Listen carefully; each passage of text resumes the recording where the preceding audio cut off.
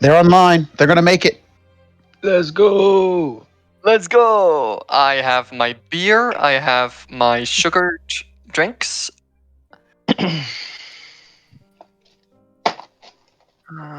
Eleanor. Eleanor.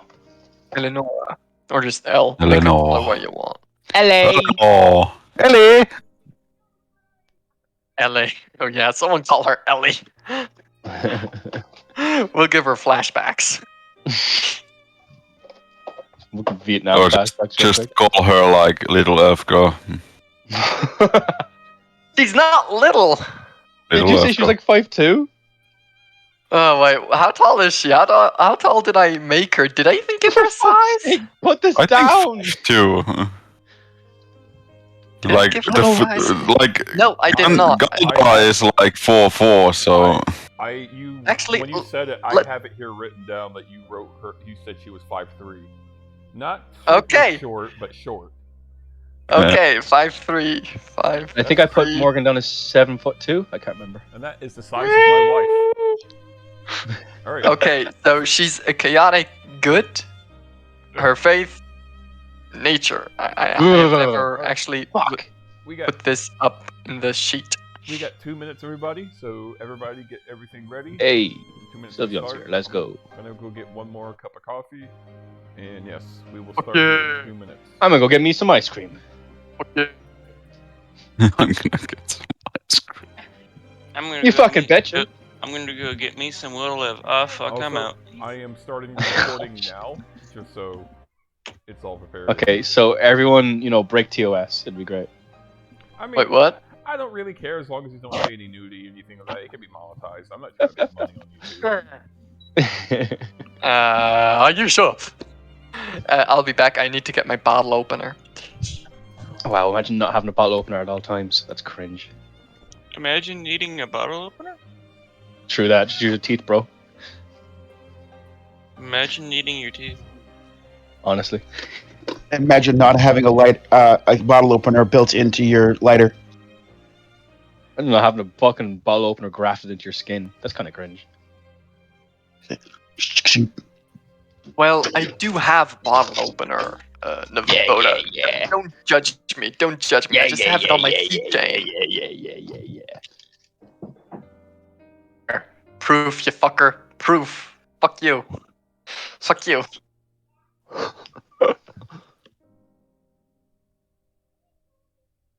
Ah, yes.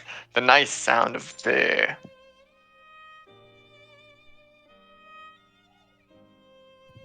Never had this one before.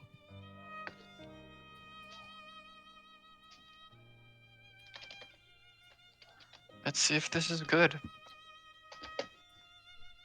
Okay. So her weight, about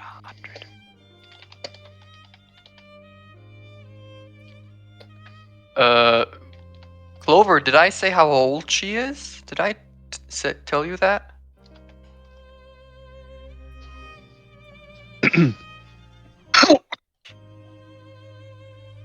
Well, for an elf, it doesn't actually really matter. They live too long. They'll live too long anyways. I'll just make her... I'll make her 69. Didn't someone say that their elf was like 20 or something? No, they said it was like they were like 200 or something, which is equivalent to being 20 or something. No, what people don't get about elves, they are normal. They age normally until they're 18. They age normally for humans. All right. Depending on the setting. So, we're gonna go on and start the session. Last we left off, our group of adventurers have made their way towards the capital of Maltese. But on their way there, they got raided by a group of bandits. With some difficulty, a hatchet in the back, and the fortunate arrival of an extra helping hand, they were able to save that dwarf from dying.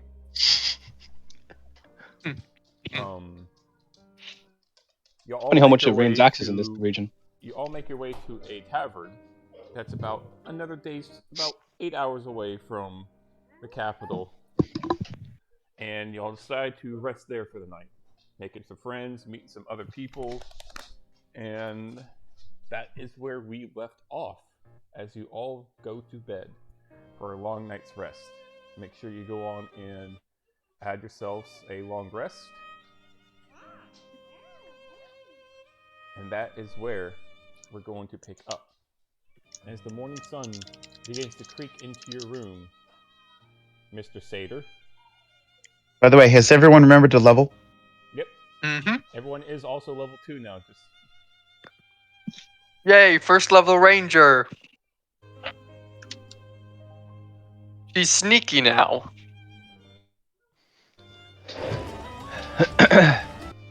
so, as I stated, the morning sun has been peeking into your rooms, or at least your room, Mr. Sater, because you're the only one that slept inside the room. Everybody else is sleeping outside with the caravan. 3 people. The floor is now y'all's. What do y'all do?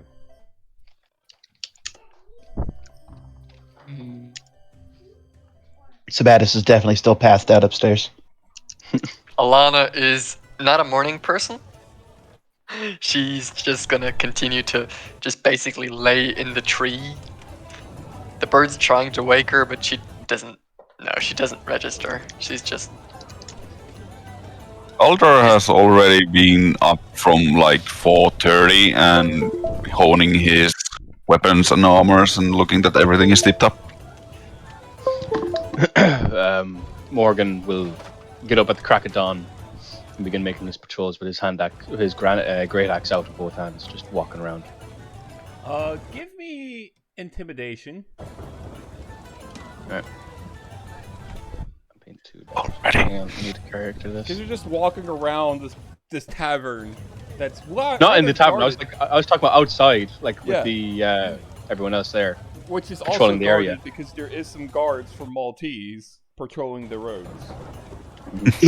And you're just this big hulking guy who no one really knows carrying a great axe. Hunk of junk. 17. You look intimidating enough to people to take notice of you, but just intimidating enough for people not to hey there, what's going on here? You're just at that perfect imbalance in between where people won't fuck with you right now. If you were any more intimidated, the guards would have to intervene and be like, hey, what's going on here? Are they asking what's going on? Yeah. No, they aren't. They're just Okay. it ain't worth it. Mm-hmm.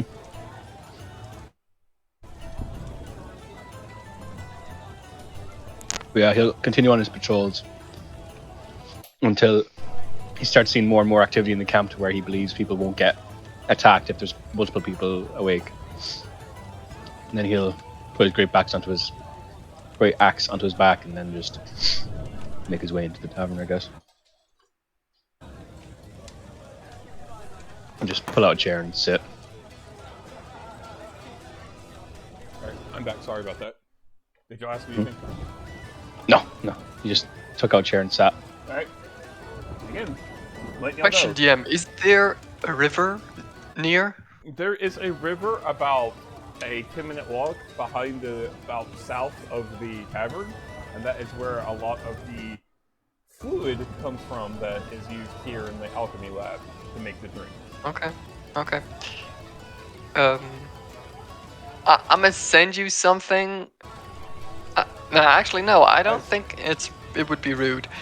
There's a path and everything that leads to the river, Okay, cool. and there's even a water mill there. It seems like there, past the river, seems to be a village, a small village. Okay. So this tavern is rather close to that village, about a 30-minute walk from the village.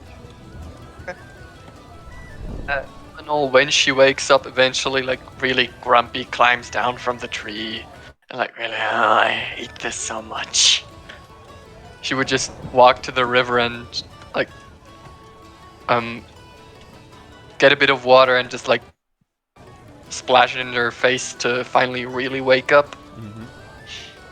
You see a few First I was going... mill workers out there working on the mill.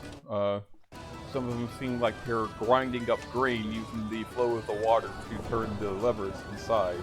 You can smell the not off-putting, but the smell of like raw wheat being grinded into like the materials needed to make bread.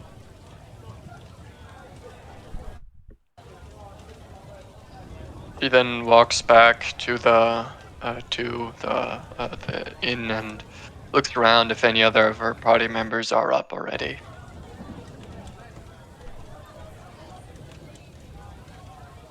Is anybody else up? Is the question, has the tavern started doing like breakfast or anything downstairs for any client people? Yes. A few of the venturers are getting breakfast. Again. Sabatis upstairs would probably, he's, he started off, pretty tucked in, but at some point the light, shifted through the window and it's kind of shining in his face. And at this point, he's basically sprawled out on the bed, like ever but on the covers. Mm-hmm. But he kind of wakes up and he smells breakfast down there and he's like, oh, yeah, I haven't had anything that strong since the Feywilds. And he will kind of slowly get up for the day, make sure, check over stuff, see that it's all here, see that he's in bed and doesn't remember getting here. And he'll, get up, make sure he's somewhat presentable, and then come down the stairs in the morning. Mm-hmm.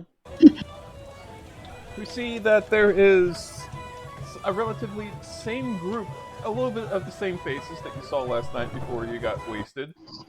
Some new faces, some people still coming in, people going out. Like I said, this is an active adventurer tavern. So, many of the people you see are adventurers, some of them are civilians. As I stated, many of the tavern people, or the wagon people, the caravan, their families are sitting at this table over here. I'm just gonna put markers here for y'all. It's just generic, NPCs. Also, is that large woman at the center actually bigger than everyone else, or? She is about 8'9". Jeez. Yeah. Yes. She's very tall. She is a Goliath. That's a Goliath. Yes. Yeah. You see some of the the caravan owners. You see two women and their 2 children eating breakfast. Other than that, it's just the tavern full of adventurers walking about. He will walk up to this stool right over here, and turn to this. I assume Ivory is this barkeep here, and he's like, "Oh, what do you got for breakfast around here?" Well, this morning we have some smoked ham. We have a few pheasant eggs. We have rice. We have some sourdough biscuits. And can I get some ham, eggs, and biscuits, please? That sounds amazing. Of course. That's right. You're not an adventurer. Give me a second. She pulls out her journal, tallies over it. Altogether, that would be about 1 silver for breakfast. He will flick over a silver. All right. Make sure you mark down your silver gone. Yep. That order will be right out for you. Thank you kindly. And tea if you got it. What type of tea? We got green. We got Black. Black tea. Okay. Do you want sugar or lemon? Lemon and 1 sugar. Okay. She's gonna go into the back and get that ordered for you. As you order this, the cosmetic merchant is gonna smirk over at you. Good morning, handsome.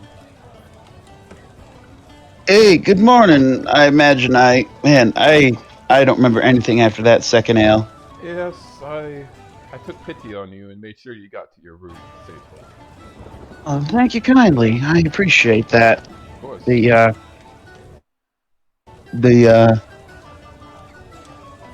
Let's see. What I don't think I caught your name before, but My name. you were. I told you, but I think you were already out of your mind. Treen, Tron, Tree. Treen. Yes.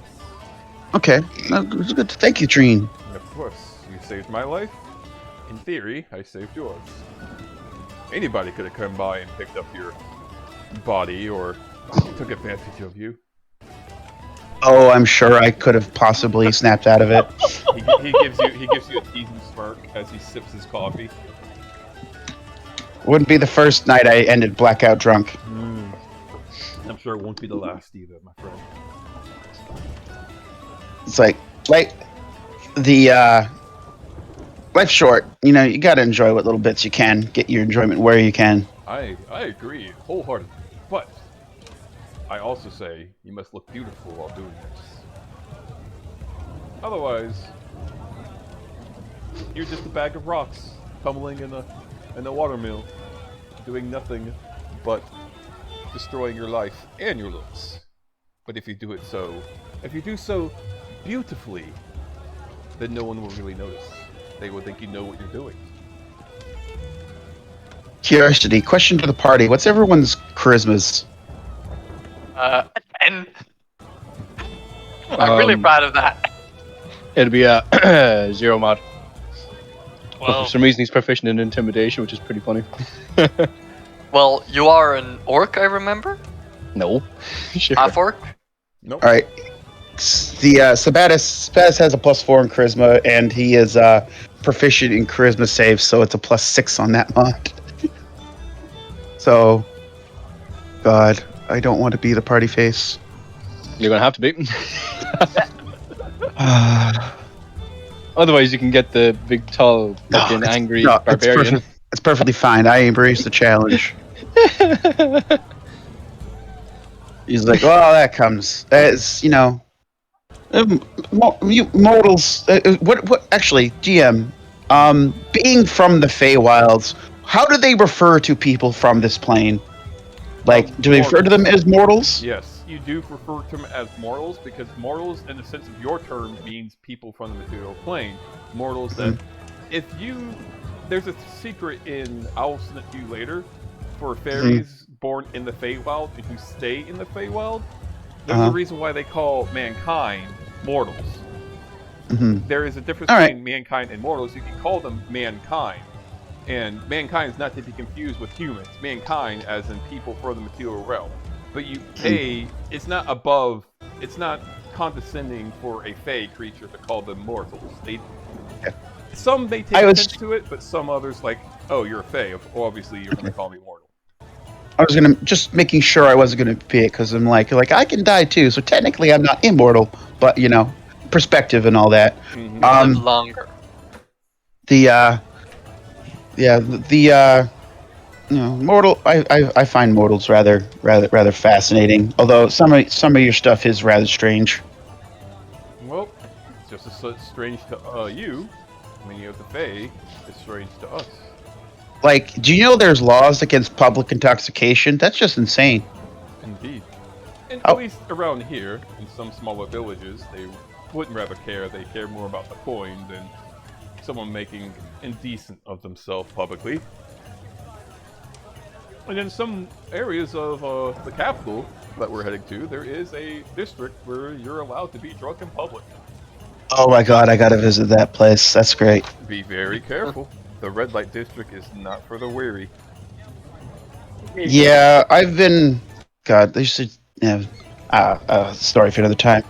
But I imagine about this time, his breakfast has shown up, and he's like, "Oh, thank you very much, Les." She will be giving you your tea and everything. They're cooking it from scratch, so it's gonna be like a good 15-20 minutes. Okay. So by the time we'll get back to you, I hear your kitten.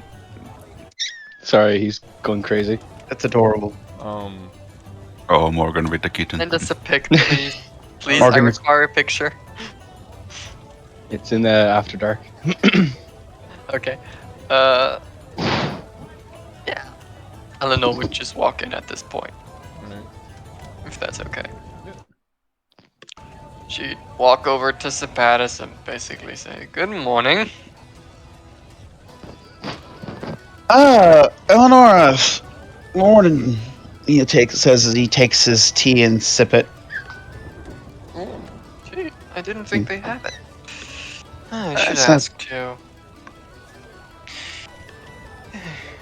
And It's how like- did you sleep? Well, pretty good. I remember nothing after that second beer, but things have been pretty good. And he looks down at his hot cup of tea, and he's like, he remembers. He will try to wave over either of the bartenders real quick. Rosemary, who's currently tending, will come over. This half-orc woman who's about 6'3", will walk over and like, "What can I get you for, darling?" I totally forgot when I ordered this. I need 1 shot of brandy. Oh, of course.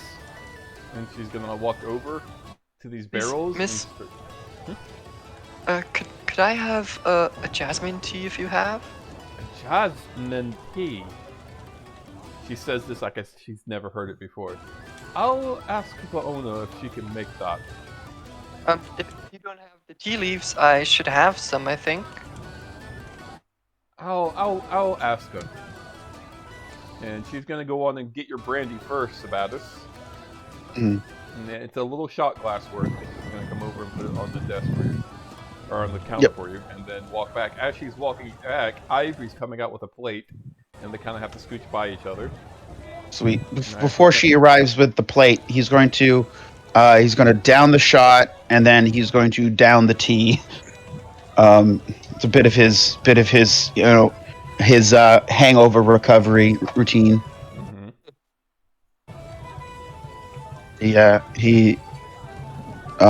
He learned it from Pa. That's quite the odd way for a morning, but who am I to judge?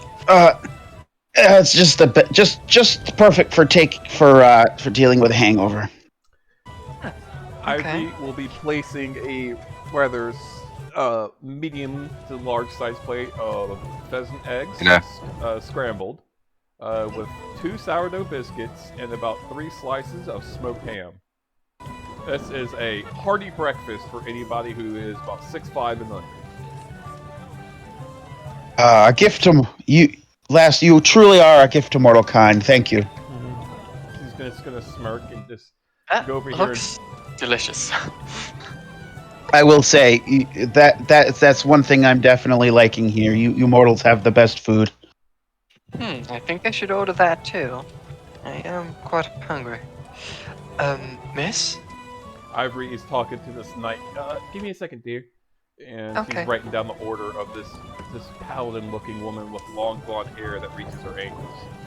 As you do, Sabatus has a partial mouthful of food, and he's looking over. He's like, the food in the Feywild isn't bad, but you get tired after ambrosia after a few decades. Okay, I have never been to the Feywild, but I believe my ancestors as a elf. They It's come like- from there, I believe. It's pretty wild. As you could, he says. This sorceress who's smoking a long pipe, this one that's right next to you, with the bustful sorceress, will just like, they Feywild being wild. Who would have thought? And the night lady just as she just like drinks her ale for breakfast. No, he doesn't say anything. He'll just kind of look over her, nod with a mouthful of food, kind of point she gets it. Okay, ma'am, she's gonna try to point over you. You're kind of standing between these two who are sitting, Sabatus and this redheaded witch. Yes? You wanted food? Yes, please. She tried to scoot in between those two. Come on, try and move down a bit. Excuse me. Thank you, sir. Very kind. Thank you. Thank you very much, Spatus. Very kind. Confusing. By the way, Rosemary kind of pushes up next to Ivory. By the way, the owner said she can make you rosemary tea, but it's going to cost a little extra. Like rosemary? Wasn't it jasmine? Okay, my bad. Not rosemary. I'm looking at her name as I said that. Well, rosemary tea is also very nice. She Thank says you, ma'am. She says jasmine. Well, she likes every kind of tea. Well, sure, I don't mind. Jasmine tea is my favorite. So, yes, please. It'll be 1 silver. I'll go ahead Okay. and pay. Guys, Okay. it's like I could use some rosemary tea maybe after dinner. She doesn't say Inch rosemary. him. The half-orc lady no. did not say rosemary. I know. I know. I was making a lid joke. Ivory's gonna like, all right, so what do you want to eat? What would you have for someone my size? Well, She's small. it's all according to what you want. It's we got pheasant eggs, we got sourdough biscuits, we got rice, we got smoked ham. We also have, at all times, we have some porridge and some grits that you can serve as well. I think I'll take some pheasant eggs with ham, and then a bowl of rice, please. Of course, that will come out to about 9 copper. Okay, so, wait, let me check. So that would be a total of 2 silver if I convert them? No, 9 copper will need to be 1 silver. Yeah, but I have to pay 1 silver for the tea. So if I give 10 copper is 1 silver, right? Yep, but remember, it's 9 copper. It's barely 9 silver. But you can give 2 silver and pay for it all. Yeah, that's why I'm doing. She takes out 2 silver coins and places them on the table. It's also for the tea included, miss. Of course. So you're gonna take it, and I'll go get the order. Thank you. You hear this little kobold over here. Oh, yes. And you start hearing her place her order. So, Sabatis, how did you sleep?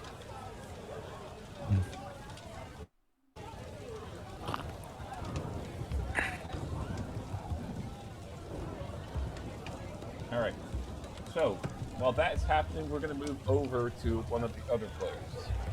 Morgan. Ooh, I was muted for that reply. Yeah. But before that, let's move Yeah. to other people. QJ, you wake up in the caravan cart. A few of the men that were sleeping around because they let the women and children sleep in the end. What do? You wake up to the morning sun. Probably a lot of grumbling. Mm. QJ is not a morning person. Once they get over that, they probably have some water, maybe a biscuit, and make sure that all of their equipment is ready for the day. You're gonna go order a biscuit? Rat. I thought we. Oh, you have had rations? Okay. Yeah. So you use your ration. Make sure you mark that down.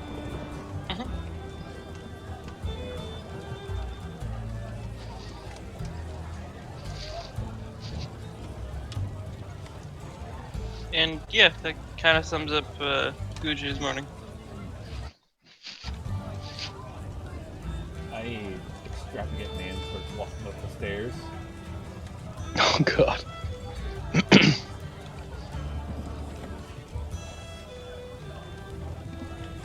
Alright. Galder, what you up to, big boy? After Galder has checked his stuff that morning, he goes take a bite at the inn. Alright, so roleplay it out. Let's see what you do. In walks a dwarf to the tavern, as stereotypical as this is. In walks. Yeah. He goes to the stool that he sit yesterday on. You And are sitting between quite the contradictory. On your right is a holier than thou looking paladin, long blonde hair. Her armor seems to be shining, shimmering almost, as the holy aura about her it seems to be defined. But to your left is like a slopey, her back is kind of arched forward and droopy, pale looking. Her armor's almost kind of rusted, unkept, like dark, brooding woman that seems to also be a paladin, but of not the same nature. And you're sitting right between them. he looks first at the right, like he doesn't look at the lady. He just looks at the armor. He's more interested in that. And he's like, "That's one piece of an armor, if I can say." Oh, thank you. I had it made by my father. And quite proud of it. I had to go through Iron, steel, adamantium. really? It's this adamantium, you already know, you don't even have to roll. It's a very, very rare ore.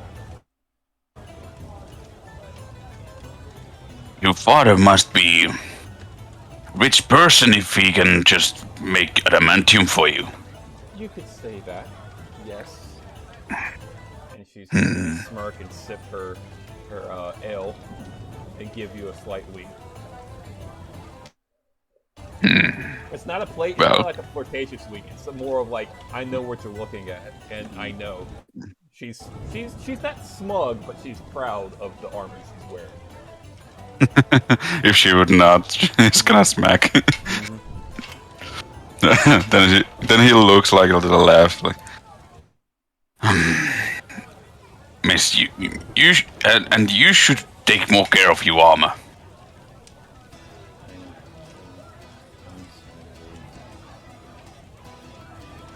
Don't mind her. She's a bit eccentric. The paladin on the right kind of motions to the dark woman. Oh, you know each other? You could say that. Yes, that. Not flirting. She's a bit like that. You have to forgive her. It's, she's more of a warlock than a paladin. What does that make do with anything? If the armor is bad, it must be fixed. True. And the woman spits up. Maybe you could help her if you can convince her to take it off. Well, you damn right I will. He gestures to Ivory. Miss, if I can get some small to eat and plain water, and if do you have cooking oil somewhere? Cooking oil? That's not strange. Yes, we got cooking oil.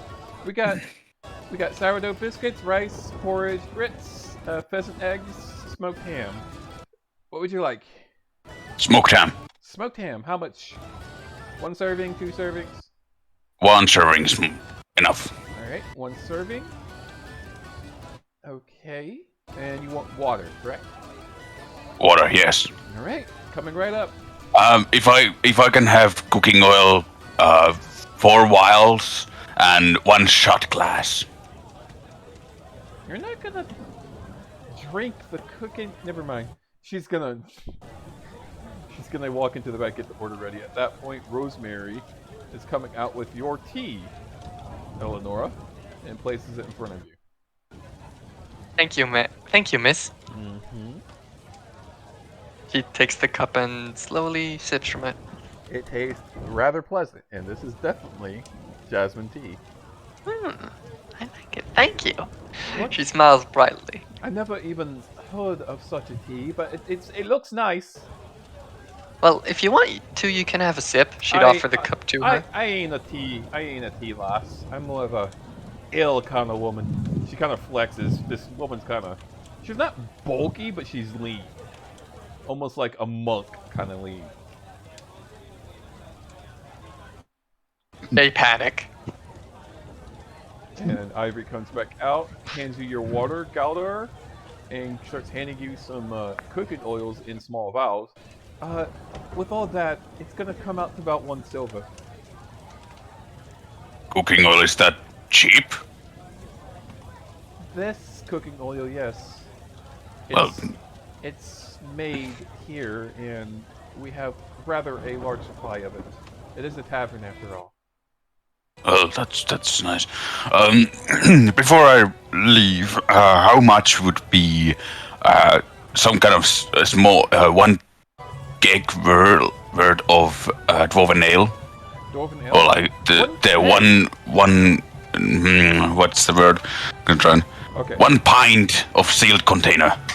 A sealed pint. I think you look good. You want a small cask? Okay, here's the thing. Here's how I measure. You can get a pint, which is a mug. You can get a keg, which is like 10 pints worth, or you can get a actual barrel, which is like 50 mugs worth. Yeah, he's trying to like 1 pint. 1 pint?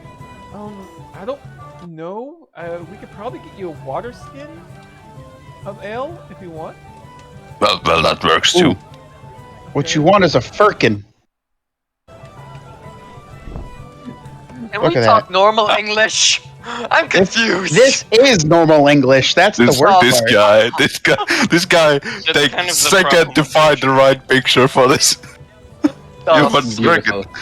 Oh god. Abby walks into the back to get that. Rosemary goes back to aid. While Ivory's talking, Rosemary comes out with your food, Eleonora, puts it in front of you, and you as well, Galbert. You get 1 little plate of Thank you. 2 sliced smoked ham. The sliced ham is about 1 inch thick and about wide as your hand, and you get 2 slices of it. How big is Eleanor's plate? Like compared to her size? It's gonna fill you up. It's pretty big. She gobbles it down. The birds in her hair would protest at the sight of the eggs. She look up at The source Oh, shush you. smirks at this. Oh, shush you two. Just let me eat. Ivory comes back out. So a to-go pint or to-go water skin worth would only be about 8 copper altogether. Slides the silver on the table. And rest is for you. Oh, thank you, handsome. She's going to put the silver in between your cleavage and walk out. Alright. He has those oil vials, he takes the vials, puts them in his backpack, and then the shot glass that he has, he pours it on his hands, rub them together, and goes through his hair and beard. Morning cleanup. This goth-looking knight next to you is just staring at you like depressingly, but you can tell it's curiosity. But it's that same look that she has in her profile picture, just looking at you, just staring and watching. I've never seen a person use oil like that before. I'm at 12. I'm a human. Anyway, 2 copper pieces, and I take care of your armor's rust for you. I can't take my armor off. Reason? I can't take it off.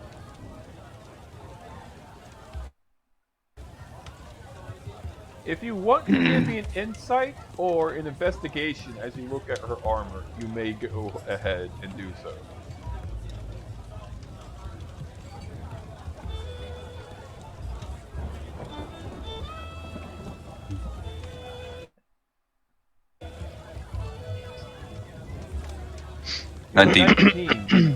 You see this armor is rather, its style and its intricacies are rather unique, and it's almost as if it's not of this generation, of this world. You've never seen this type of armor style before.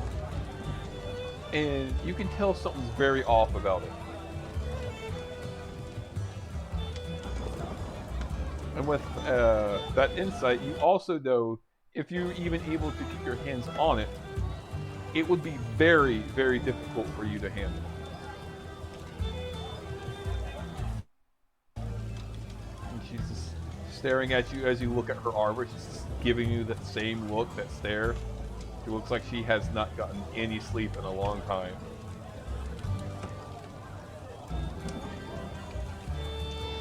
Range armor you have. I found it in a room. I tried it on. It won't come off. Well, it sounds like some kind of curse. Probably. And you cannot sleep because of it? I get nightmares. Well, I would... In my profession, I would say you should go see high standard clergy that could cure that curse from you. It's not good for you. I have to find some type of artifact to have it removed. That's what I'm looking for 3 years. Well, if I ever find this kind of artifact, I'll let you know. I'll marry What? you. What? I'll marry you. I will follow you everywhere if you get this armor off. Well, then we need to just see when that happens. Okay. And he goes back to his breakfast like, what the fuck just happened? She goes back what to class- her. She goes back to her meal as well, just like okay. What class did you say she was? She is a warlock paladin. Yeah, that's all kinds of cursed. What do you mean? It's the same class twice. Which phone do you pick I up? thought you weren't allowed to do Same, that. that's same class twice. I just picture like Headspace, this little desk with like 2 phones, and like they ring, and you're just like, God damn it, which one? Be a paladin with the Fae, and then also warlock with the Fae. But anyway, yeah, he goes back to his thing. She does as well. Drinking. As if that conversation was just completely normal. You've made Gara the warlock. Basically. I can't sleep. Existence is pain. Pretty much. Well, this woman over here is just, has her legs folded, chest out proudly. A pure example of what a paladin can be.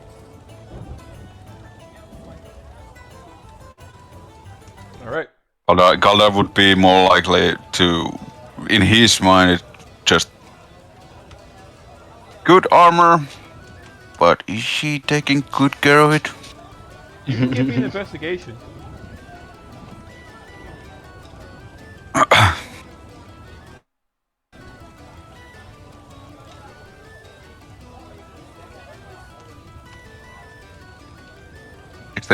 With a 16, you look at it and you can tell like there's a new coat of polish on it.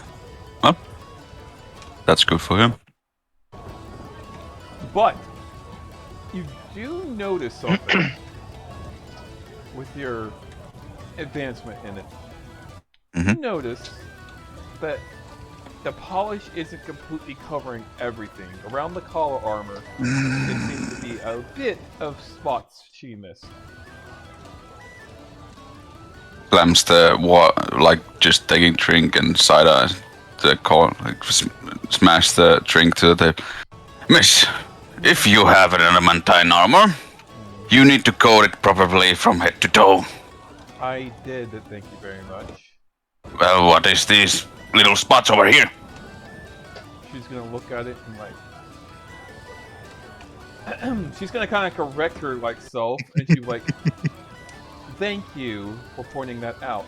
I'll make sure to do it tonight. I hope so. 'Cause God give me strength if I see you again and those spots are still there. What are you gonna do? I will rip that armor off you and do it myself. Oh my. I'm almost tempted to like to try. Let's see when that happens. the sorceress will even like lean back in her chair and take a look at you like, oh my. Even I'm not so bold in my flirtation. First the god lady, now the paladin. Galdar is going places. And you're not even. It's just armor. You're not even. It's just the armor. Oh, would literally choke on her meal like, There's no sex drive in this conversation. But it just keeps alluding to it. And his charisma is 10. He's not deep, like, he doesn't understand. He just wants the armor to be in good shape. Alright. Spatus finds this all hilarious and highly amusing. Alright, Ivory comes out with your water skin full of ale and hands it to you. At that point, we're going to move over to another player. Morgan, what are you doing? Are you still brooding like Bruce Wayne? More or less. He's just kind of sitting there pulling out his rations and eating some of them anyway. He's gonna eat a day's worth throughout the day anyway. You and Cube J seem to be keeping track. Yep, keep to yourselves. He's just waiting for the caravan to get moving on to the bigger city now. He's not really one to engage in social activities. He might have a drink here or there, but he's not gonna go off his way to start talking to people. But yeah. Speaking of broody bastards, he's just gonna sit there for the minute. He has his journal. He'll have it out on the table. He's just eating some of his rations, contemplating on what to write into it this time. Alright. And Cube J, you're just saying you're pretty much waiting as well? Once QJ is like made sure her armor's clean and her weapons are clean and nothing's going to break immediately, then she'll probably take to like a light nap while waiting for the caravan to start moving again. Alrighty. The people seem to be gathering outside, getting everything ready. The caravan people. They're all gathering outside and starting to set everything back up. You know, the fathers are talking with their children. That since they got to sleep inside the inn, you hear them talking about, like, how was it? Stuff like that. Adventures coming and going. Some of them loud, some of them proud, some of them brooding like you are, Morgan. Some of them quiet, some to themselves. Some of them excited, some of them nervous. Yes. About an hour passes in the inn. Everyone who's eaten at the inn tables now eaten. Yeah. The caravan will be ready to go here in about another 30 minutes. Y'all can wait or y'all can roleplay. It's up to y'all. Yes. Eleanor would ask, Miss Ivory, do you perhaps have some bird food? Or just bread? Old bread, perhaps? Sure. She's gonna walk into the back. She points to the two birds in her hair. Like, please. I have two of these fuckers up here. She's not gonna say that. Good thing he didn't show what Goldar did. So do they like? So where do they like go to the bathroom? Did you like train them or something? Because I've known birds. Birds are assholes. They basically live in my hair. They sleep there if they want, but if I did tell them if they have to go to the toilet, they should fly away, not in my hair. I'm not that. Yeah. This seems incredibly unhygienic. Ivory. Well, indeed. no. Trina is like, indeed. That's why I just. Literally a Well, bird's you'd nest of a hair. see. Her hair is actually pretty beautiful, even though the two birds are chilling in. That's opinionated. What? Let me be. Let my ranger be a ranger. I mean, that is a ranger, but rangers aren't known for their beauty. Rangers are known for their grunginess. Or the what? For their grunginess, for being like cloak and hood and like one with the wild. That means cover themselves in mud to sneak up on the Hey, opponents. nature is beautiful. What do you want? I'm gonna be real though, like, one of the most famous rangers of all time, fucking Aragorn, was pretty fucking hot, so... Thank he you! was. I think there's an argument here. Thank True. you! I mean, But he but that's wasn't- also Vigo more smart. He wasn't really clean though. Oh, no, But- not at all, but still hot. I'm just saying she's not like just really dirty. She's normal. She just has two birds in her hair. They just like She's not- chill there. She's not a Morgan. Yeah, she's not a Morgan. She's clean. She's a clean person. but she can get her hands dirty. She will, At- but at- she At just this point, Sabatis would God. have cut one of his biscuits in half and then put like bacon, a bit of egg, and just the last of the bacon, the last of the ham, last of the egg, and been like, kind of departing as the thanking Rosemary and Avian. It's like thank you very much. It's been great, great having you all here. Suddenly I'm Elvis for a reason. Thank you very much. Exactly. He goes by before Trine runs off. He'll be like, "Thank you for last night. We should catch up if we continue to, I'm heading to the capital. Are y'all not heading to the capital as well? That's where we're headed. So I was just heading out now. Yeah, he's part of the caravan that y'all came with. Yeah. So he'll walk along with them as they head out. Eleanor is kind of grumpy that people think she's dirty. She's not dirty. Ivory's is gonna come up and put you like it's a napkin full of like biscuit crumbles. Will this work? Yes, I think they will like it. Don't you, Birdie? Sweet. The two birds would come out of her hair and just like fly down. And yes, I think they approve. All right. So, And this is totally normal for her. anything else from the party? Calder lifts up from his stool and then, well, ladies, I would like to know your names so when the future comes and I see you again, I know how to address you two. Looks at the both paladins. My name's Helena. My name is. Hold on. I have her name. Where is it? Oh yeah, here we go. My name is Deborah. Aha.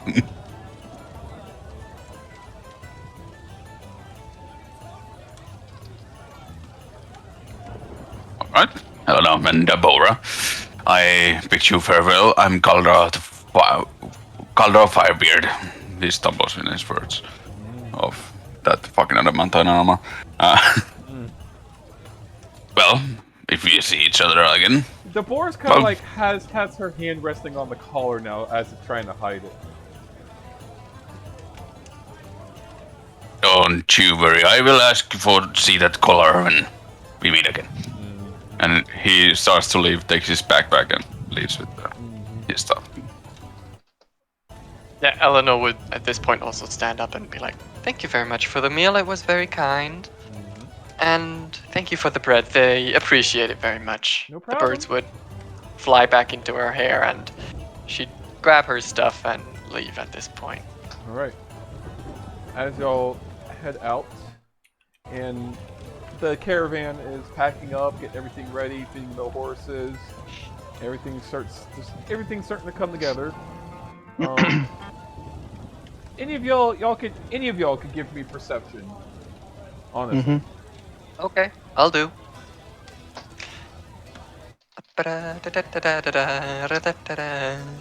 Yikers. Nice! Alright. I love proficiency in perception. I love expertise in perception. Alright. Eleanor, as you look out, you can see it. You can see where y'all headed to. Off in the distance, you see the great spire of Maltese, where the wise men, where the council comes out. Past the farm that this place is centered at, y'all could see it. That is the Maltese capital you see off in the distance. I posted it in the... Looks so nice already. I am quite excited. My parents did tell me a lot about it. I'm sure this will be very exciting. She'd look to the rest of the party. So, Oh yeah. you'll have about an 8-hour travel. This time, it seems a lot more safe. The guards walking these roads seem a lot more frequent and prevalent. It's like every maybe 20, almost 30 minutes, you see another guard on horseback, having a longbow and sword on them. Seem to be scouts of the area. And the closer you seem to get, the shorter time distance between each guard you see. First, it's like every 30 minutes you see 1 or 2 guards, then every 20, then every 10. The closer you get to the capital, the more frequent the guards are. Meaning, you feel the sense of security the closer you get. As long as you're a good person, at least. If you're an evil person with evil intentions, you find this rather stressful and, oh shit, this might not be a good thing because this place seems to be heavily guarded.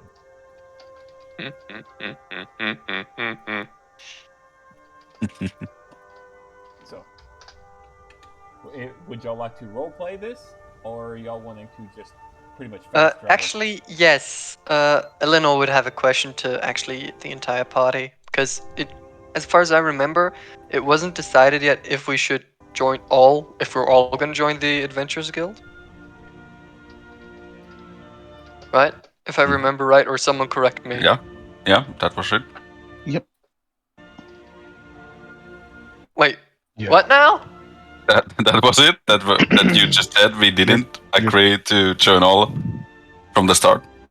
Oh, we didn't do that yet? No, well, I mean, we as a party haven't sat down and talked again since arriving to the tavern. Yeah. Oh, yeah, Yeah. okay, cool. So yeah, Eleanor would look to the party. Question to you all. Are you all also planning to join the Adventurers Guild? Sabatis looks up from his breakfast sandwich. Oh yeah. Only if I have to. Well, someone here needs to keep your gear in check. Yeah. And you, Kufche? Perhaps. I Well- haven't really decided yet. Well, if we're all gonna join, or some haven't decided yet, why don't we make a party? Like, we did fight pretty well together. I still haven't found that guy who drew the axe. Oh, that was me. Give me a deception. So you are not the leader. That's for sure. She has two hand axes. Yes, but give me deception. Okay. I need to watch. He's not trying to be insightful, but his passive is 14. Yep, you have to beat a 14. All right. 17. Yep, you believe him. She sounds pretty convincing, Galder. Morgan's Pretty just good gonna glance. axe. Sorry about that. If it my- pierced my chain mail. He's angry. He's armor- fucking angry. To be fair, it was an accident. At the moment they threw it just managed to the grip just wasn't right and just slipped. I'm sorry, my tool with the axes isn't that great. They're more like just to I'm sorry. Morgan's just gonna glance to Lenora and then just say nothing for a minute. Well, Well, what's actually, in the I was past is in the past. I was thinking of getting rid of them anyway, because they're So not you really threw them useful. at me. No, no, sir, no. I was simply trying to use them, but she only has +4 to yeet them, which is terrible. Grandfather was right. Us are almost trouble. Well, I'm sorry about that, but I'll be getting rid of them in the city and maybe getting a dagger. I'm sorry. Well, I have this dagger. I trade you this dagger and 1 silver, and you give me those hand axes. She has 2, so she could give you both. Well, I have 2 of them. She'd take out these hand axes. They're like really heavy for her. I give you this dagger, Yeah, sure. and I give you 2 silver also. No, I'll just take the dagger. The dagger is Alright. enough. Right. Yeah, she just needs the dagger. Like, she can't use those damn axes. So 2 hand axes. Yeah. Remove 2 hand axes and gain a dagger. And 1 to equipment. 1 to backpack, 1 equipment. He puts 1 to his backpack and 1 to his side. He puts the dagger right in her belt, like basically ready to use it if need be. Alright. As y'all get Well. closer, it's about 3 o'clock in the afternoon, and y'all about an hour away. It's pretty close as you look in the thing. You look down and see it. Many birds. The city seems almost lively, even from this great distance, from it being an hour away.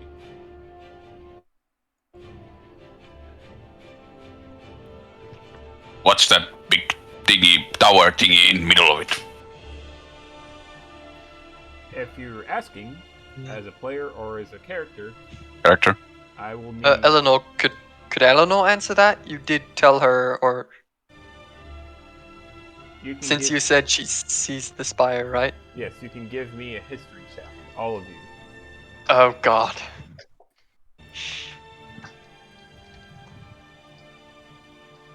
Oh damn! Her rolls are goddamn good today. I have a good feeling about this. This, Oh, boy. Eleanor, you know, your parents have told you about it. This is the Tower of Legions. And so do you, Sabatis. You heard tales of many people, of your friends, of your crew that you used to run with. The Tower of Legions. This is where all of the representatives of most races come to talk at the very top of that tower about the politics, about the government, about everything involving Maltese. This tower is the central point, the literal government of the entire country you stand upon. Sabatis, you can explain. I have to go pee. Yes. You know, with that net question. 20... Go ahead. Yeah, so I was about to ask, with that nat 20, what would I know about this place, like the location from like the Fey end of the spectrum? Like is the city old enough that there's like, it's like, oh yeah, that place. You know with that nat 20 that this city wasn't originally established by mankind alone. This city is one of the oldest cities in the material realm. And it almost dates back to the first calamity. It dates back to the first calamity when mankind, Fae, Abyssal, everybody came together to fight against the gods and devils during their war. You stood up for yourselves and said, hey, this needs to stop or not your stepping stones. Mm-hmm. And that is possibly, you're not sure, even with that nat 20, but there has been rumors of that is the original, like, council of the heroes. There was 10 heroes of the calamity, and it has been said and it has been hypothesized that tower is the original meeting point for those 10 heroes. Mm-hmm. The Legion, the Tower of Legion. All different races, some female, some male, some neither. It didn't matter. They came together. Some abyssal, some celestial. It didn't matter. Okay. They came together. Sabatis would share some of the more general knowledge with the party. He might keep the specifics of the all the details about the place to himself, but he will indicate that it like this that may very well be the oldest structure on the entire. I mean, that you will ever see on this plane, at the very least. What did I miss? Sorry, did you explain more about the tower? I explained kind of some of the general stuff that you also knew. I explained that the Does tower she know was the same amount as you, or not quite. He knows a little bit more. okay? With that But nat 20. my knowledge comes from like kind of more historical Feywild end of the spectrum, like it's like that tower right there. That's where the What'd you say it was called? The Calamity or the First Calamity? The first calamity. They were heroes who stopped the first calamity. It's not a fact, but it's highly hypothesized by many scholars, even within the Feywild, that that's where it originated. Yeah. So that tower dates back to before the first calamity, or at least its end. Oh, that's old as fuck. Yeah. That is. Well, let's go see it up close then, shall we? Oh, Okay. that kind of place should have good blacksmith areas. Should. Should. Should. Should. The pure the pure part of should. Should. All right. This caravan. All of you notice as y'all get closer, this caravan has nearly quadrupled in size. People all coming together as Jesus. they make their way into the. It's immigrants of all types coming to Maltese capital to possibly seek out a new life. As you get to it, there's almost. It's not a bridge, but it's a river, and there. Well, it is a bridge. As you cross this bridge, you come to a line. People being examined, people being questioned before they get to enter this capital.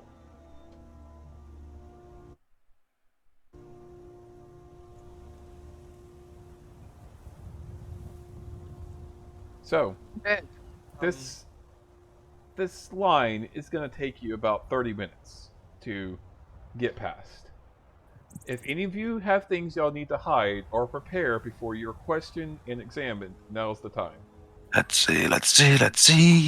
Do I have anything? I don't that I think need to she has hide? anything. Are weapons allowed in the city? You don't know. What are the laws? What is not allowed? Yeah, what are the laws? Have Is there any of anything you y'all- have to Have any of y'all It's I ever? have no clue about the laws. Yeah, have any of y'all been to the Maltese capital? I'm No, but a career. I'm a former career criminal. What are the laws within this Give city? me another history check. I don't have not proficiency in history. question, DM. Would Eleanor know the laws from her family, like from her parents? You They were can- adventurers. You can also give me history. Sure. You do not know. Goldar doesn't have anything Alright. to hide.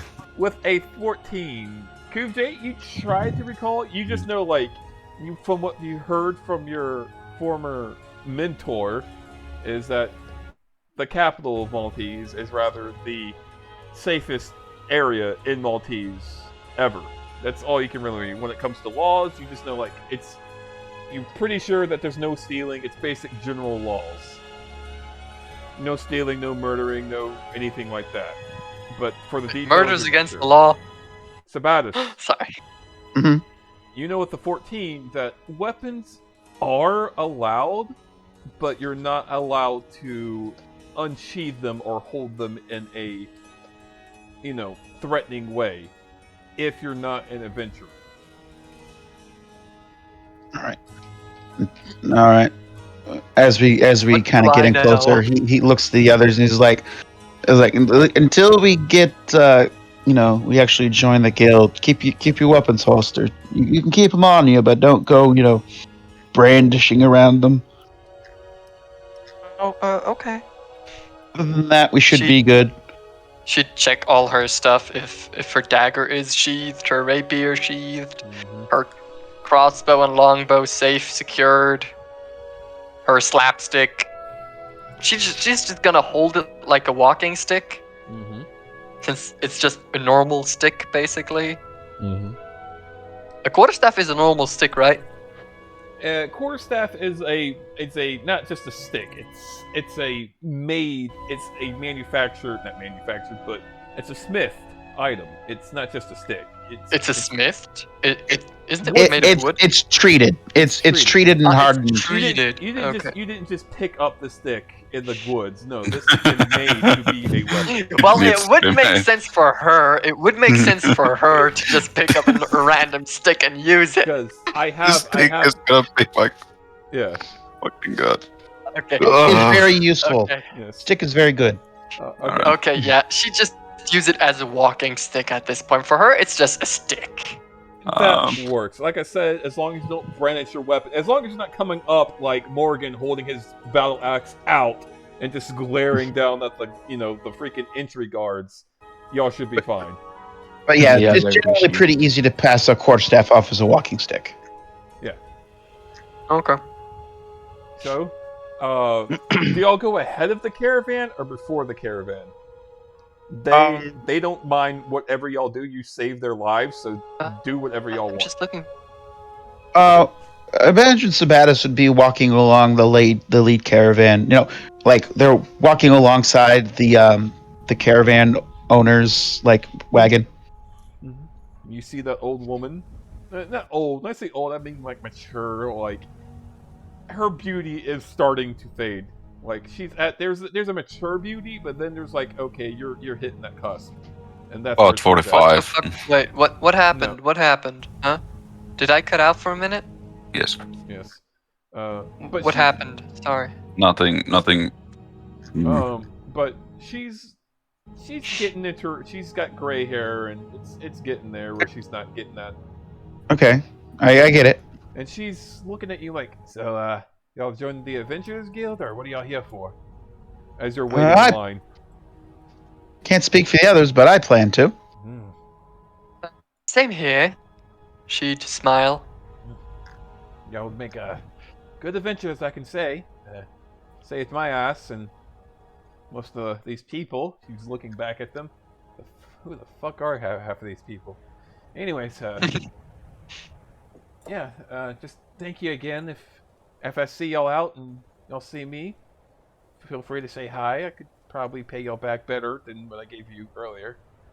A life is worth more than gold, in my eyes at least. As she says this, all right, next up, first cart, come on up. You going with me, or? She's asking all of y'all, are y'all going with her to be inspected with her cart? Sure. Yeah, when. Sure. Why not? Okay. She comes on up. There is a half-elf guard who approaches, and behind him is a Tiefling Guard. And the Tiefling Guard, like, alright, I'm going to inspect the carriage if you don't mind. It's a female. She has red skin. She only has one horn. The other horn seems to be cracked and missing. And she is going to start investigating the carriage. Is anybody sitting in the back? Calder. Alright, she's going to look at you like, what's your business here, Dwarf? Well, finding new pieces to art and joining probably Adventures Guild. Okay, good luck. She's gonna just glance about and kind of like open up a few bags. And she looks at Morgan. Where are you at? He'd be relatively close to Galdar in the back. She's gonna look at you and just like kind of like eye you down. She's like, "Sir, can I see your bags, please?" Yeah. Yeah. Pass over his bag. And she is going to rummage through your bag and look through it. All that's in it is a bedroll, mess kit, 9 days of ration, a rope, tinderbox, torch, and water skin.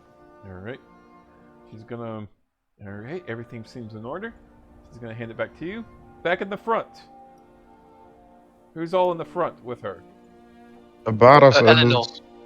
Kuvjay, I where are guess you at? also. Probably up in the front. In the front? Okay. So this half-elf guard looks at all of you. Sabatis. He's gonna look at you and like, alright. What's the Fae want here? The guild. Guild? The Adventurers Guild. No, Riverdance. Oh, so you're a cheeky one, are you? Yeah. If you can, have your bags ready. I'm gonna inspect them real quick. Yep, he'll present his. He's got nothing in it suspicious. Mm-hmm. What? Baltar is the No. most trustworthy one here. Mm-hmm. Eleanor would present her bag, which is just a sea sack basically, and her quiver. That's All right. Who's the leader here? I guess that would be me, the older lady. You have any slaves? No, not on me. Not today. All right. wait, slaves? Yes, slaves. Eleanor would look very confused. Wait, what? Anybody and everybody. You can give me a history check if you wish. Morgan already knows about this, doesn't he? Yes. He does not. Eleanor I would does imagine not, and I Kuja won't is try. also probably aware of this. Yes, Kubje is also. Galder, you know that slavery is allowed in Maltese, but when I say slavery, don't think like, chain whips and stuff like that. It's more of alright, you offer 10 years of service as a slave, there's a contract, there's contracts, there's things involved, there's checks and balances, there's things like, there's actually people who will go and find these slave contracts. Whoever company wrote the contract for you will come out and investigate and question the slaves to make sure they're being treated, quote unquote, right. Alright. You're still in a life of servitude, and you have less rights than the next person than, say, a maid or like a butler would. That's why you're called a slave. You don't have the right to vote. You don't have the right to do any of that. You are basically, all you are is a working hand for your master or mistress, whoever you're assigned to. But again, it's not like chain whips, and it's nothing like that. It's all contracts. It's business, so to speak. Could someone explain, please? She looks very confused because the term slave is not Are you known to familiar her. with an indentured servant? With a what? Are you familiar with the concept of an indentured servant? I don't understand a single word. You have to speak up. Rabbit is just like, No, this All was right. OC. I didn't understand anything. okay. No, that's fair. Are you familiar with the concept of an indentured servant? Well, I know what a servant is, but the There other are word some I don't know. There are some folk in life who, for whatever reason, are particularly poor off, and rather than starving to death, or, well, just dying from other means, they offer themselves up as service. Oh, okay. She's still very confused and scratches her head like, okay. Not everyone can live in the woods. Well, they can. It's quite comfortable and roomy. A majority of people I've met who would have taken that option would have died to the wilderness. Oh, Some people just aren't lucky. Mm-hmm. Sabatis, you also didn't know this. You know what slaves are, Sabatis, but you didn't know like there was a slave law within Maltese. But after that explanation, and Galder, you know everything I just told you. Morgan, you know everything. Kuzjay, you know everything. Sabatis and Eleanor are the only ones who aren't too keen on the whole slavery law. But as you explain this, the half-elf guards, all right, no slaves, that means no contracts. Good. How's everything look back there, Samantha? Samantha in the back with you, Morgan, and Galdar is like, yeah, everything's good. You noticed that she didn't check your bag, Galdar. As she hops down out of the back. No contraband or anything like that. Any weapons? I only saw weapons on them. It was just a bunch of cornmeal and things like that in the actual cart. All right. Welcome to Golden Crown City, everybody. The capital of Maltese. You now know, as players as well, this capital is called Golden Crown. Not to be confused with Golden Corral. I love their shrimp. Golden Crown. As you walk in, this city is massive. It will take you a full day and a half if you go at a normal walking pace to get to one end of the city to the other. As you walk in, this, let me go on, this is going to take a hot minute to load, but I'm going to show you the map. Y'all don't have to actively be on the map if y'all don't want to.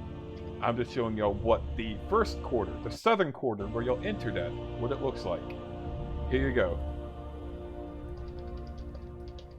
If anyone playing Oblivion, I think of that. So, y'all start out, if y'all haven't loaded yet, or if y'all have loaded out. Y'all It's loading. Yep. Out right here where that black circle is on the left side. Trying to wait. Electric, black circle. Oh my fucking god, it's huge! Oh god, there's so much shit! Welcome to one of the biggest cities in my campaign. This is just the southern quarter. Oh fucking god, no! I'm already getting a panic attack.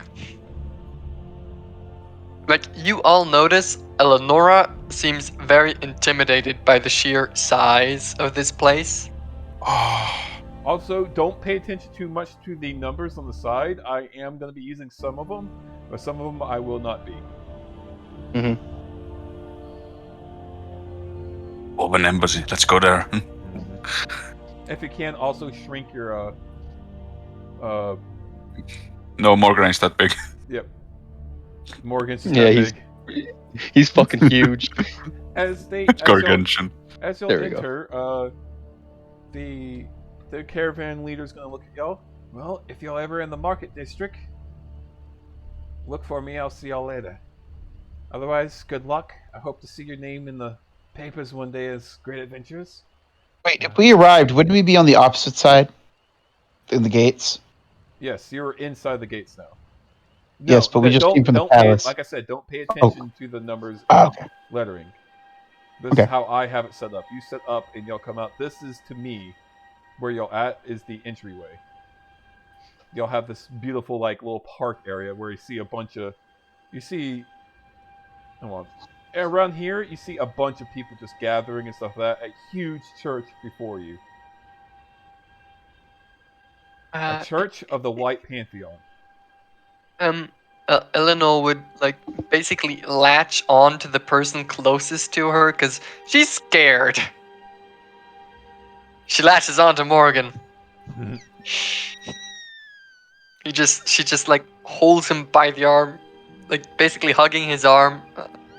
Whoa. Oh god. I'm Jesus scared. Christ, Nicholas, stop. I can imagine that Ethan's voice is now Yeah.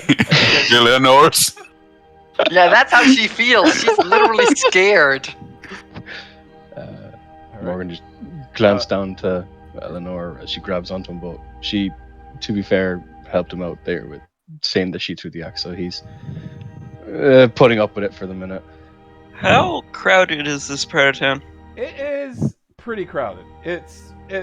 Like, you can't probably go 5 feet without walking into somebody. You're gonna have to walk through people because you're also in the most crowded part. You're in the entryway of of the capital. Where would a less crowded part be within eyeshot?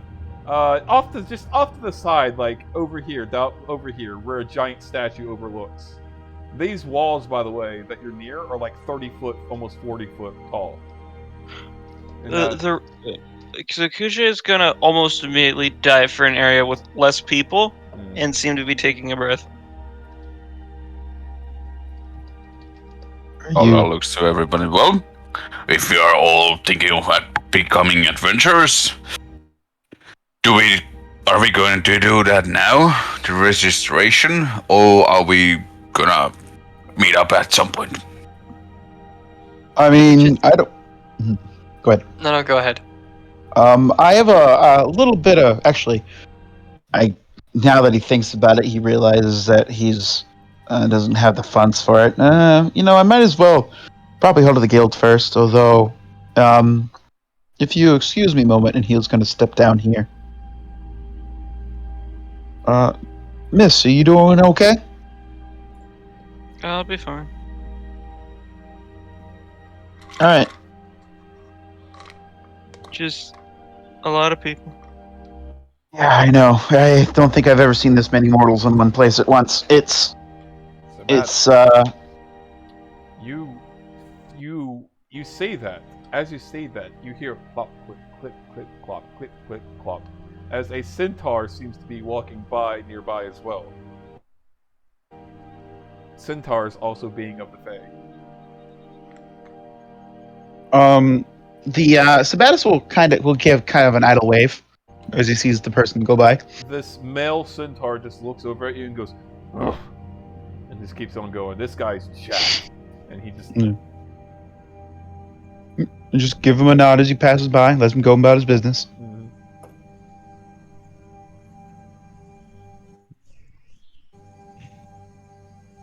Give me a second here.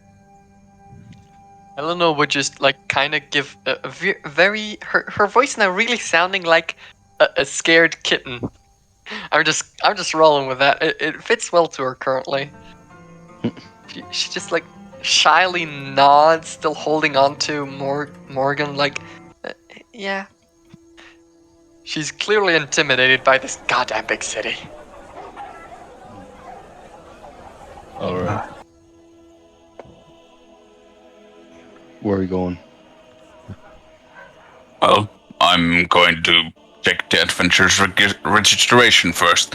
After that, I'm gonna hit the market scores. All right. He's gonna shuffle over to Galder, half dragging Eleanor, I guess. Yes. Yeah. Sabatis will go stay on the other side of Eleanor, so she feels like there's friends close at hand. He's gonna glance to Kuvje and just how fucking like panic attack sort of looking thing does Kuvje look at the minute? You know what? We have a safe for this. Oh shit! There's a safe for that. You do. I need you to give me that wisdom save, please. You are fine. You feel something in you, QJ, start like but you're just like, you also realize like there's a bunch of guards, there's a bunch of people, and you hear the laughter of children, and it calms down. You don't lose it. So you calm down, but you're still tense. Your body feels a little tingly. You felt that it was about to happen, but you feel. Kuchi's gonna hide behind the tallest party member. As And Kuvje is approaching, basically he'll be nod. a shadow. Oh god, Morgan is flagpole. Now that we are moving through the city like an Assassin's Creed group, like the crowd. Morgan's like the fucking tower watching above us. He's 7'2", like. Galder is probably taking like the lead because he can't walk that fast, so he's giving the steady. All right, The Sabatis. small 5'3" elf, latching on to Morgan just like a really scared child. Sabatis, as y'all go ahead, you hear like, excuse me, Sabatis. You hear Oh, for Dream fuck's sake, this call boy. out, Oh, and he runs he'll up, turn around. and he's like, oh, I caught you. Sorry about that. I was in the cart behind you. If you're ever in the market district, please come by my stall. I could probably give you a good discount if you ever need more products for your rather beautiful fur. Thank you. I will definitely do that. If while you're in the market district, do me a favor. I need to Can you keep an eye out for a good tool maker? I need What type of tools? I need Wooden? he's gonna look around. He's like, I might need a way to how many people are around within earshot of the two of us with the crowd around? I would say about you got about 5 foot distance, and people, and it's coming and going. Some people, it's 10 feet at the at 1 second, then 5 feet with another. It's pretty crowded. Where you're directly at right now. But then Treen's gonna look at you and speak in like a low whisper in Sylvan. And he's like, "Do you need those type of tools, my friend?" Yeah. Oh yeah. Question, DM. Hmm? Would Eleanor hear that? She speaks Sylvan. You are not actively listening out. And what is your passive perception right now? We've also It's stepped a few it's feet an away. 18. It's an 18. With an 18, you do hear mumblings. He is whispering, and it is a crowded street. But even with a 18, you only hear in Sylvan like tools, yes, and then Treen's like, I'll keep a lookout for them. Thank you. I appreciate it. Of course. All right, and then he will return to the others and is like, Mhm. "All right, let's see if we can find that Adventurers Guild, huh?" Yeah. Treen heads off in a general direction, and many of the caravan people start waving you off. A few of the children waving at you, Morgan. Bye. And they just head off. Grunt and just pull his hood over his head. All right, the board, this huge ass board, is now open to y'all. Eleanor will just stay latched onto Morgan. Wherever they go in the city, she will probably stay by his side because she's fucking scared. Alright. Sorry in advance, Morgan. Goldo tries to find Adventurers Guild. All right, Galder, I need an investigation check from you, and Alright. due to your history and livelihood in Dawnhammer, Dawnhammer is not near as big as this, but this crowded, this type of environment, this is home for you. So I need advantage with that investigation. 19. With a 19, you start walking around, you see other people, and you do the smart thing. You ask for directions. With a 19, you are basically asked to go... It's not on here. Well, never mind. You eventually find this huge building. This building's rather massive. It's about a 3-story building. You go inside, and outside... Actually, no, first. Outside, there is a large banner. The banner is blue with gold embroidery and a symbol on the front. The symbol is a simple circle with a gold sword right down through the middle. The symbol of an adventurer. So, y'all head inside, and at the desk, there is what looks to appear to be like a half-elf woman with glasses. This is, you come into a literal office building. It's not just a giant tavern, open-ended tavern. You come into a room, the entry point, and there's a desk there, and has a little bell as she's sitting there flipping through papers. You see a quest board off to the side, but then you see 2 doors on opposite ends, to your left and to your right. This is about a 20-foot by 20-foot entry.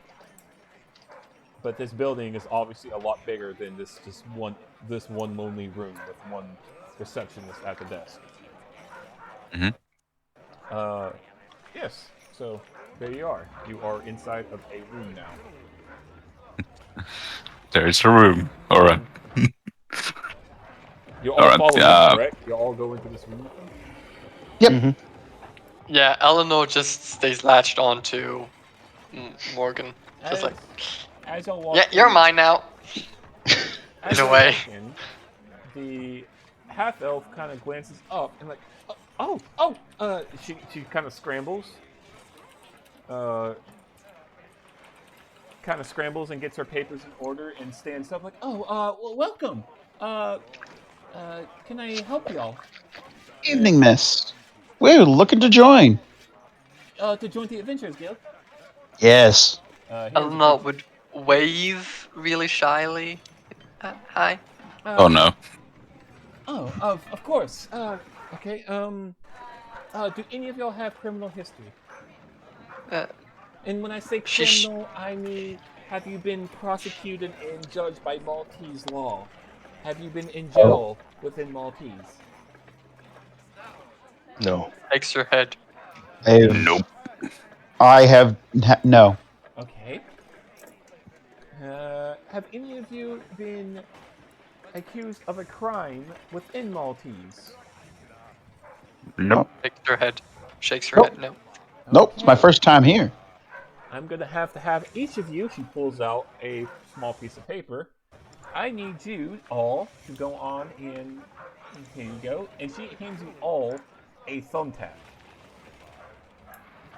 I'm gonna need I you know where all this is to going. sign this contract with your blood. I know, super dark stuff, but it's just Insight, Go on and give me. if that's okay. Yep, go ahead.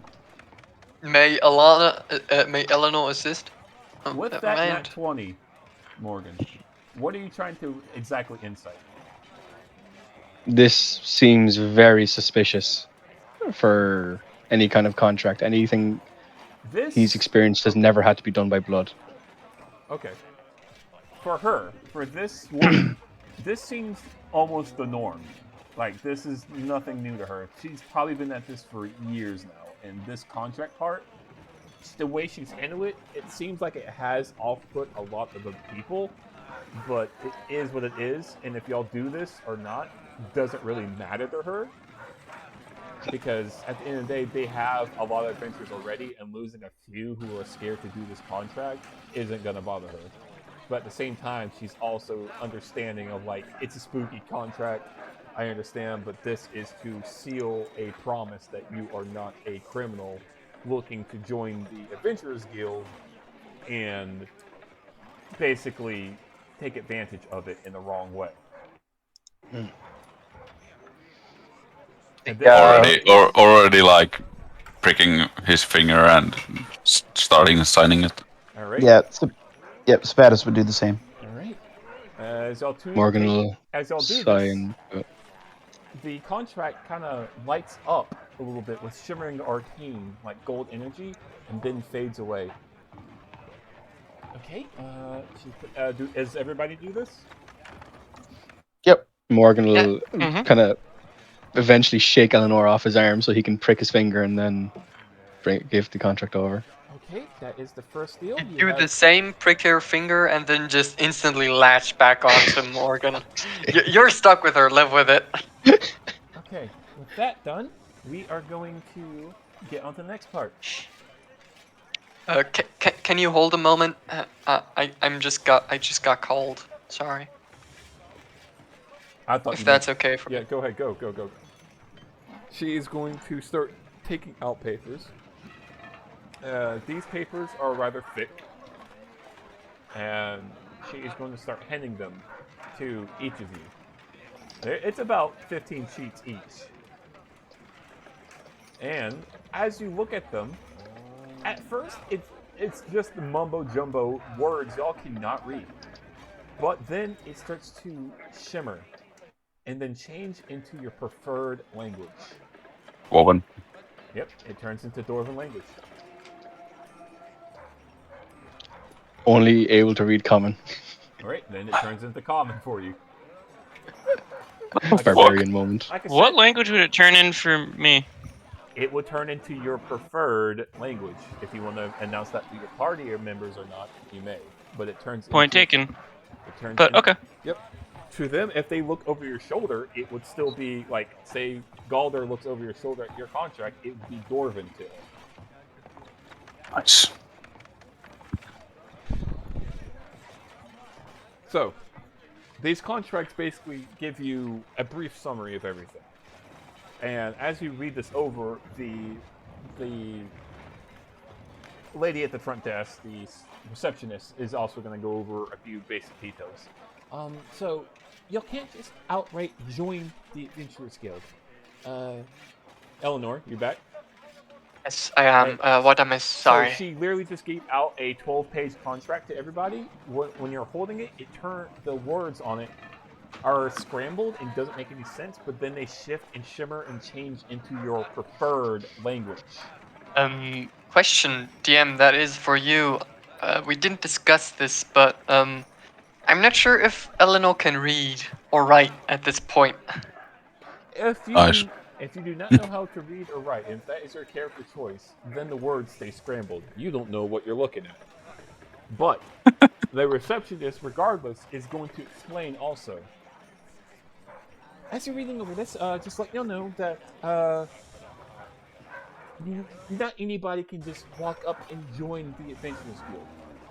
Y'all are going to start out as recruits if y'all do join it. There's a few laws that you have to understand, and there's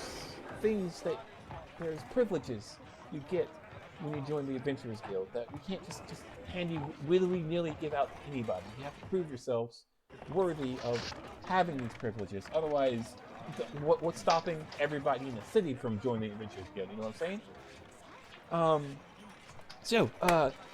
You will have to take a recruitment mission. And this is going to be a simple mission. I mean, to most adventurers, it's simple, but to the average folk, can be deadly. So I want y'all to make sure you're okay with this, because a lot of people they underestimate what they're going into. So make sure y'all Could you are aware. tell me what's written on this paper? I can't read. Oh, you can't. Okay, give me a second here. She's gonna fumble through her desk. Like at this point, you just see she's very embarrassed. It's not a problem, dude. We get all sorts of people in here. Going great. Get out of the big place and get to read. She is Morgan will she's digging in her pat desk, Eleanor on the shoulder. and then she pulls out a small, wooden box. Puts it down, opens it up, so it's clicking through it. She pulls out a vial, puts 2 vials, and she pours 1 vial into the other, shakes it around for a few seconds, and then hands it over to you. Drink this, dear. You'll be able to read for at least an hour, okay? She'd take it, still lashing onto Morgan. She's not letting go. Mm-hmm. She takes it and drinks it. Alright, this thing tastes like feet. This thing's disgusting. But, as you drink this, your mind starts to become clear. Not clear, but it becomes sharp. It feels like you're very studious for half a second. You look at the paper, and the words are still jumbled, but for some reason they just make sense in your mind. It's not a language anymore for you. It's just you know what it's saying. You know what I'm saying? There is no defiant language or words that these paper is making for you. It's just in your mind. It says the Adventurers Guild has it's coming to your mind. For the next Audio tape. Yep. So, if you sign this, you're more than welcome to keep the contract. You don't have to sign them now. If you sign it, you'll be upheld to the Adventurers Guild law. You will not be allowed to intervene with the Maltese Grand All War, the 20-year war. You cannot intervene with it. You cannot take sides, and you cannot influence it in any way. Can I ask something? Go ahead. If, for some reason, the other party's soldiers attack me You are more than somewhere. welcome to defend yourself. You are always welcome to defend yourself. But you cannot go searching for influence of the battle. If a group of soldiers from either Maltese or Grandal attack you, we expect our adventurers to defend themselves, obviously. Here you go. Hands the paper. Already signed it. Just wanted to ask one question. Okay. She's gonna take it. Okay, there's a few other things. I'm not gonna go too much into detail, but payment. You're gonna have to pay a 2 gold payment to join. That's also a thing to dissuade just any beggar coming up and joining the Adventurers Guild. So all of you will have to pay 2 gold to join. Already taken off the sheet. Alright. Yep. Eleanor, He takes his silver bag and pays 20 silver. Okay. I paid 200 copper. You bitch. Oh my god. This poor receptionist. oh man! I've had customers like you as a The cashier. guy with the No. smallest I'm gonna- change. I hate people like that. If I'm gonna be pay a with- real fucking dick and pay an electrum. Oh my Oh goodness. fucking god. What's So- Electrum? It's a- 5 silver. It's 5 silver. It's a weird thing that barely anybody uses. Okay, Eleanor just puts out 2 gold because S- Looks at Seven and says, "You okay, buddy? You have money?" Sebaris. Oh, yeah, I'm good. I've already paid. Oh, good. Okay. Just Kushik checking. will offer the 2 coins, but just kind of frown. All right. Eleanor Seems would a little also. unfair. Oh, sorry.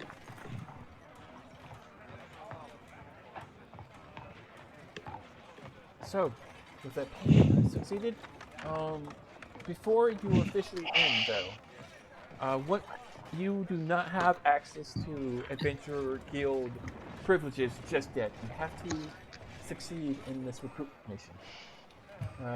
I will have the recruitment mission ready for you by the end of the day.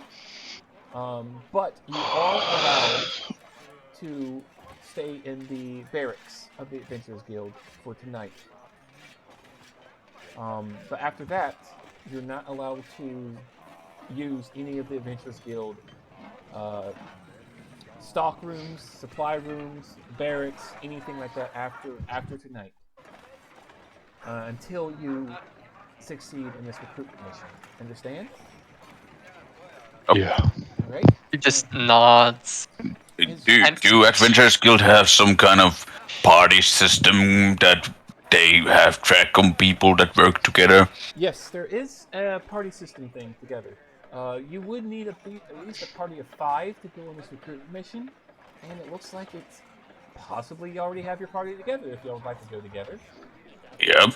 We take the Basically recruit mission. nods. We take the recruit mission together, and after that we see if we want to, well, stay best party, and we will register that thing too. There's all sorts of party. We call it party finders here. If you want to find other people to go on quests with, there's all sorts of ways to do that here in the Adventures Guild. Yep, that sounds good. So, being the capital, It's quite fine with the party.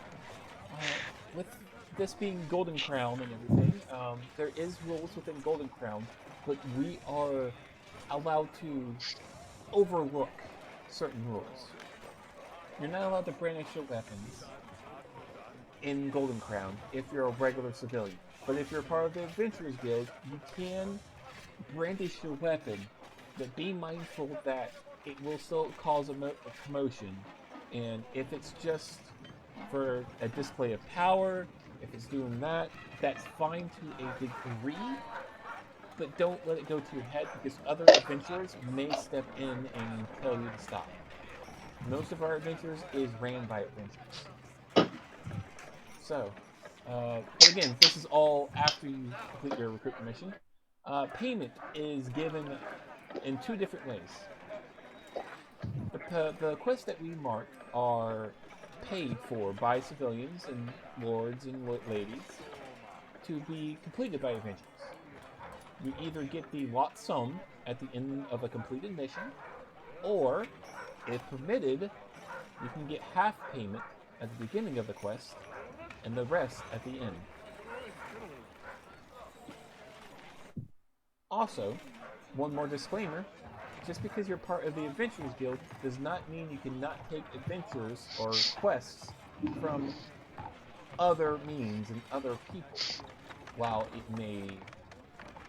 we may look down on it if it's certain individuals, like if you go up to the Lord of Southwood, who lives in the Northern Quarter, and take personal quests from him constantly, a few adventurers may get a little uptight about it, but the Adventurer Guild itself will not hold it against you. Fair enough. Is there any other questions?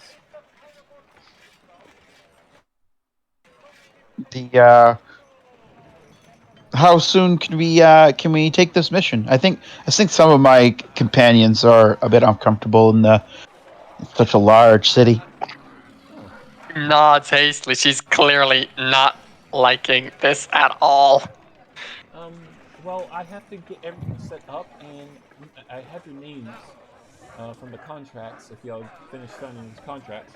I will go on She- and start writing everything up, and then I have to get it approved by this Legion's Guildmaster. And after it's approved, I should have it ready for y'all. But I expect that to be by tonight. You open all the like 24 hour. Yes, we're open 24 hours. I may not be here tonight myself. That would be my sister, who will be here on night shift. All right. Should we come back at the nighttime, or are we just taking it at the morning? That's up to you. Looking at the others. The... So- Oh, sorry. Sabatis is prepared to do the paperwork and help Eleanor on it. But everything aside, I know Eleanor is a bit overwhelmed, but this is a very interesting chance for you for this. Like you don't know how to read. Suddenly, you're exposed to being able to read. Like Sabatis kind of wants to help Eleanor get used to it and see if she takes a liking to it. Try to distract her fucking from her scared. paranoia. That's why I'm trying to distract her from it. She like kind of hides behind, or she tries to hide behind Morgan. Yeah, Morgan, and she already signed the thing with her blood. No, And- that was the disclaimer saying you are not a criminal coming in here with evil intent. Oh yeah, she did sign that. Yep. And she just kind of not. Well, we can try. Morga, are you coming with us? She looks kind of pleading. She's really scared. Yeah. All right. So, just so you know, again, do not go out. Don't leave here saying you're adventurers and start bragging to everybody because you do not have the privileges yet. But yes, tonight you can come on by tonight. Tomorrow morning, whenever you like, we'll have the contract ready for you. You are welcome to stay in the barracks tonight for free. Just make sure you sign in here at the desk before you head there. And yes, welcome to the Adventurers Guild. I hope you make it through. I hope you all succeed, and I hope to see you all become adventurers in your own name. My name is Alina, by the way. Elina. Someone taking notes? I do. Yes. No. Ah, good. Phew. Some. Okay, good. Phew. And my sister name is Casina. Casina. If you see my sister tonight, just let her know that you're the new adventurers. We get new adventurers almost every other day, but it's not common for more than 3 or 4 groups coming at once. So it shouldn't be too much of a problem. Other than that, welcome. If you have any questions, I'm gonna get back to work. She's gonna point at the huge stack of papers on the other side of the counter. Nope, I'm good. And she's gonna sit back down and adjust her glasses and start, like, you hear her pen and quill start writing away. Alright. I'm gonna check the market district, or morely crafters district, and, well, are we meeting at the night, or are we meeting at the morning? I don't know. I can't buy anything in the market. Yeah, we don't have any income, so there's no point in doing anything and spending stuff other than waiting for the mission to start. Mm-hmm. Yeah, more than welcome. Well, someone could attempt to teach a lot, Eleanor. I tried. You weren't interested. No, I said yes, we can. I said yes, we can. I just asked. And then you went off with Morgan. Morgan. Yeah, I asked Stop him being if a he will slut. come along. I'm asking him to come along. God. Oh, it's okay. I know. No fun Okay. allowed. Well, anyway, I'm going to go to the crafters district. Alright, you go into the Crafters District. If anybody is going along with Galder, now's the time to speak up. Otherwise, Kujay might go to see the Crafters District. alright. Kuvjay and Galder. Anybody going along with them? No, Eleanor will just wait till Sabatis basically says, "Yeah, let's go. I'll teach you." Yeah, well, he already said he would teach you. He's there Yeah. waiting. Yeah, she waits for you. She won't say shit. She's All right. scared. Okay. So while they're doing that, we can handle this. Okay, so I will have the crafters up first because time will pass Yeah. for him teaching you, and you only got an hour to really get into her head. We can cover that in text. Yep. So, actually, I kind of want it in voice so I could, since this is a recording and it's not recording the text. So, Galder, Kuvjay, I need you both to make me an investigation check to find the Crafter's District. Do I get anything for that? Yes, you get advantage since this is like Because your I have lived in big city. Crafters District, yeah, and big city. You're a big city person. Well, With a 12, it takes you a hot minute. It takes you about 30 minutes to find it. You ask the person, like, hey, do you know where the Crafters District is? And he's like, yeah, fucking up your ass. That's where it's at. Not everybody in the city is happy and cheerful. But after a while, you naturally just find yourself wandering through it, and you can hear those familiar sounds of the dink, dink, dink. You hear the hammers, and the closer you get, the more hammers you hear. There is many crafters in this district. As you come up to it, you find yourself. Let me move you. Actually, I have it. This over here. It's past this. I'm gonna move you on the map now to where y'all need to be. It's in the right south side of where y'all need to be. This whole area you're in, this whole town, up to the corner, even to the corner, is the market district. oh, So, hear that, Gucci? The sound of beautiful metal hitting a metal.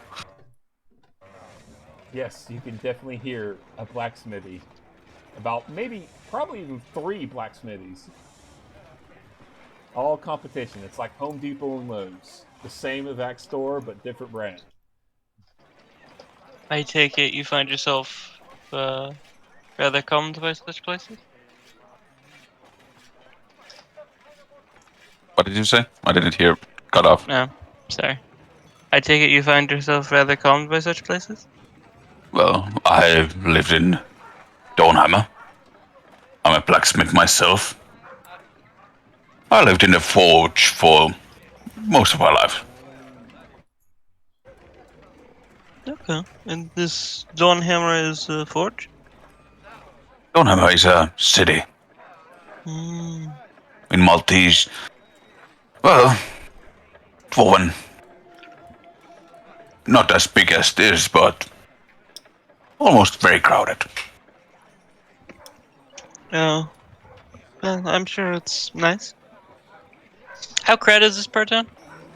It's not near as crowded as the actual entry to freaking the Golden Crown, but it's still relatively crowded. This isn't the market district. Don't get me wrong.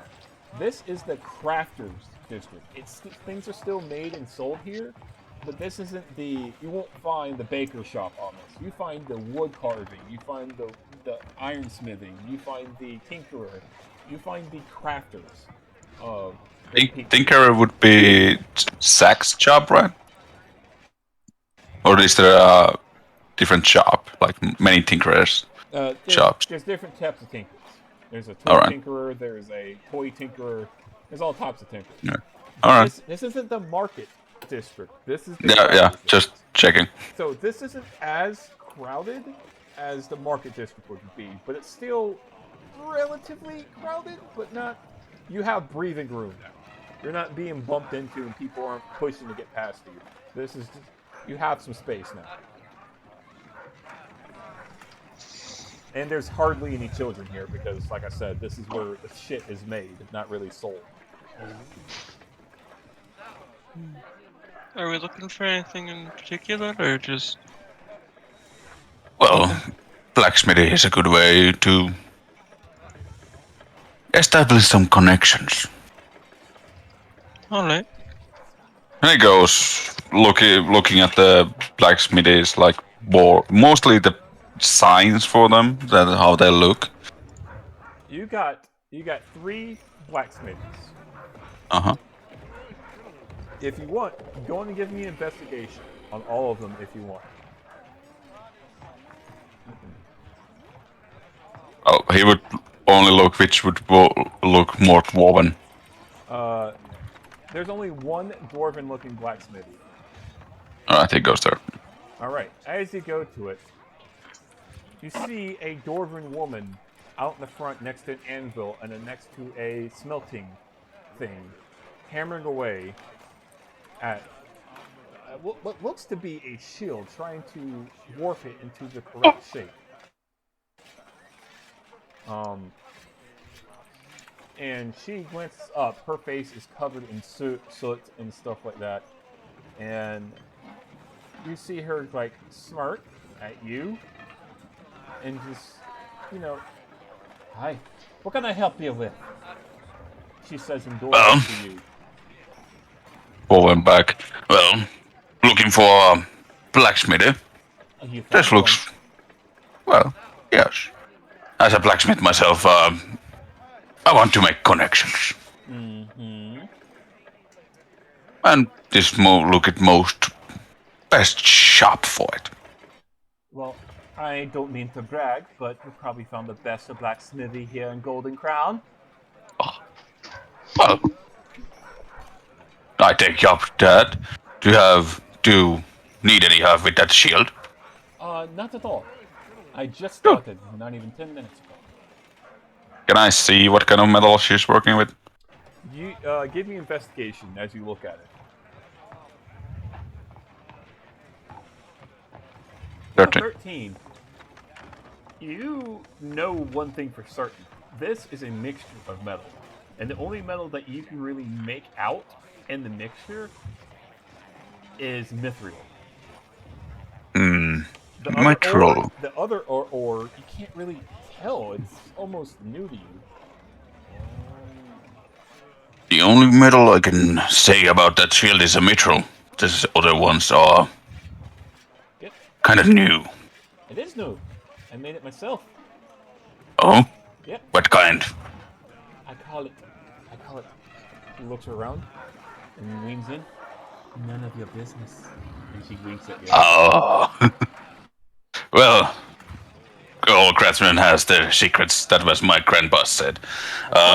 So But mine. anyway, I know this is not the market district, but as a blacksmith myself, I use what I come in handy. Mm-hmm. And I have these 2 scimitars. Scimitars? Let me see. And he hands the shit ran down scimitars. Oh. Yeah. Killed couple of bandits. They had this. Oh no, shit. I wipe my ass better with things. Oh. Yeah. Oh, she got puts like I'm not touching those. Keep them Well, that's bad food. Yeah. I probably would want to sell these for scrap metal. Okay. I'm about to say I'm not taking those as is. Those are definitely smelted down and probably good for maybe iron equipment. Yeah. Which isn't sold often around here, but still viable. I can probably make Well, some things out of it for the. Yeah, and I can smelt these myself. I have blacksmith tools, but I don't have forge. Are you looking for work? Well, if you have a room I can And- use an assistant. and you don't like competition at some point, Oh, you think you can face up against a Firebeard? You got another thing coming. so another clans member. Oh, That would be fun. are you saying you're a Firebeard? And he takes his warhammer. It has I have this tool, Maker's Mark Sizzle, that I can use to make the Firebeard logo that he has. It's a little changed for how I do did the clan thing that they have. Everyone has different mark, like one line more. Whoever has done it, and his has one line, but mostly it's a Firebeard logo on it. She's gonna look at that, and she's going to move her top and show her collarbone, where the Firebeard emblem has been tattooed into her skin. And she's gonna be like, oh, look at that, family! Then I would be as a home in your forge. Of course, as an assistant. Assistant, of course. What branch are you from? Are you from, My grandfather is... Grandfather is Mulama Firebeard. That's my dad. Oh no, you're my aunt. You're my... Oh, she's gonna drop her hammer and come over and pick you up in a big hug. Oh, you're so... what? Who's your... Who is it my donut's brother, or is it my cute little sister? Which offspring are you from? You need to... It's smaller crook. So your dumb little brother. She's just gonna like grab her shoulder and just shake it heartily, like, you know how Doris are kind of like... Yeah. Yeah. Yes, you got a home here if you need it. Who's this? And she kind of looks over at you, Kujay. Oh, you got yourself a little human girl. No. Her armor's is shitty, so I that's what I'm wanted saying. to... Yeah. Oh, Is this To your... Firebeard family hall, just the armor, fucking god. I even tried infusing it with the magic to make it not as bad. Okay.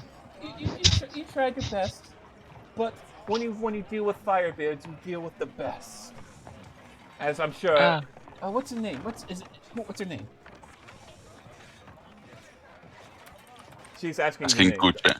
My name. Yeah. Alda. Mine, I'm Ingris Firebeard. Nice to meet you, nephew. And she's going to reach out and just like give you like a kiss your forehead real hard, and then just like smack your shoulder. Well, now that I know there's family in this city. Grandfather didn't tell that. He pulls the Dwarven ale of father's skin. This is a celebration. Of course, we will celebrate a lot tonight. You've got to meet your other family. I got the husband, and I've got 5 children, but they're all doing their own thing, and you know I'm the good one. I'm the good blacksmith here. I'm the best. You know. Don't pay attention to the centaur down the road. That motherfucker doesn't know what he's doing. Face smithing. Ugh. Face smithing. Ugh. I don't know how to interrupt. Would you happen to know where perhaps tinkerers would be? Tinkerers. What kind of tinkerers are you looking for, sweetie? You know, pause and think for a moment. Likely smaller, delicate work that needs to be decently durable. It's not so much in need of right now as much as prospecting, I believe. There is Joseph down the road there at the corner. She's gonna point down to the corner store. He normally works on like those weird things that tell time, clocks they call them. But he's quite the tinkerer. I think he has probably the best potential out of all the tinkerers here. Okay. Joseph, tell him Ingrid sent you. You probably don't want to mention me because he doesn't like me. Yeah. If it's alright with you, Elder, I believe I'll go see with this Joseph. It's important for families to get to spend time with one another. Well, I see you tonight at the Adventurers Guild. Yeah, okay, Gobber, come here. Tell me what my idiot brother has been doing. I haven't seen him in like almost 100 years. Tell me what he's working for Obsidian Guard. Oh, like every other fucking dwarf in that fucking city. Yep. she's gonna just motion you, and she's gonna bring you on in to her home. And Kuvjay, we will get to you in a second. I'm gonna hop over to Morgan, Eleonora, and You can do the rest of their stuff. I mean, rather than switching back. okay. No, it's No, good. I I'm- can't use my- use the head anyway. Okay. And I got wholesome shit here, so basically he's gonna stay there.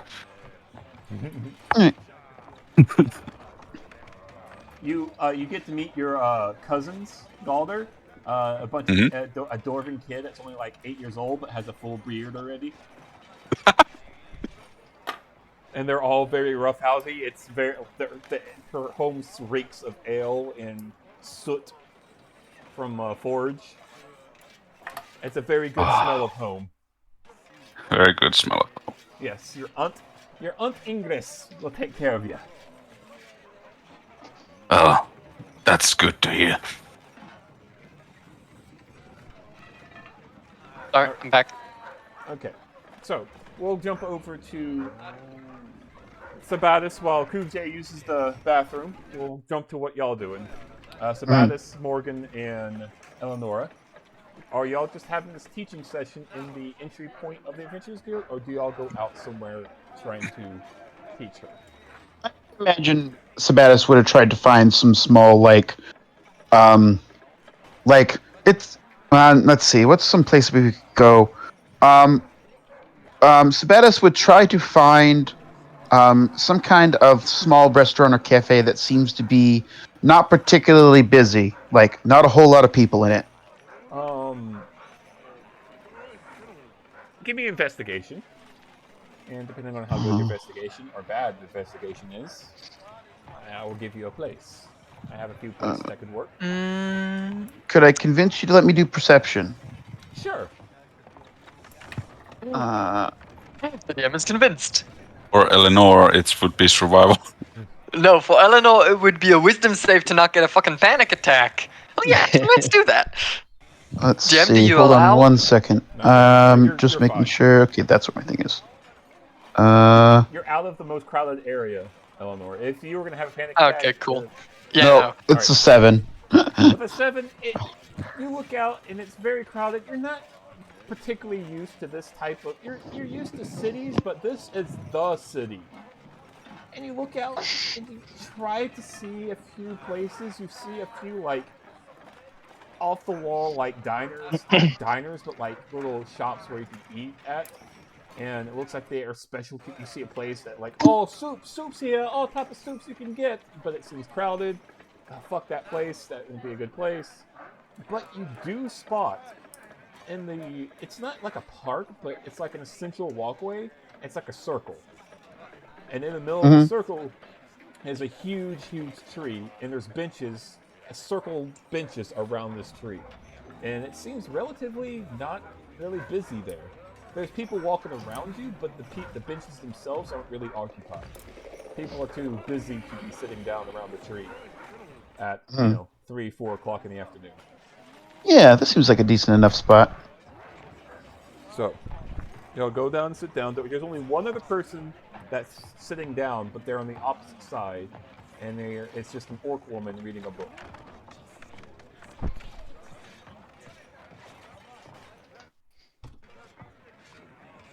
So, Eleanor and Sabatis. And Yeah, Mordor. Eleanor would just drag him along, or she'd have to be dragged along, basically. I'm sorry in advance.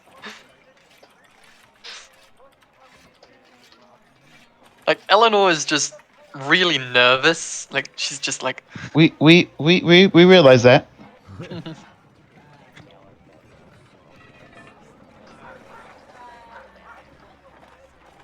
So you were saying that what Sabatis found is he found basically kind of like a small kind of park out of the way, or like a couple trees.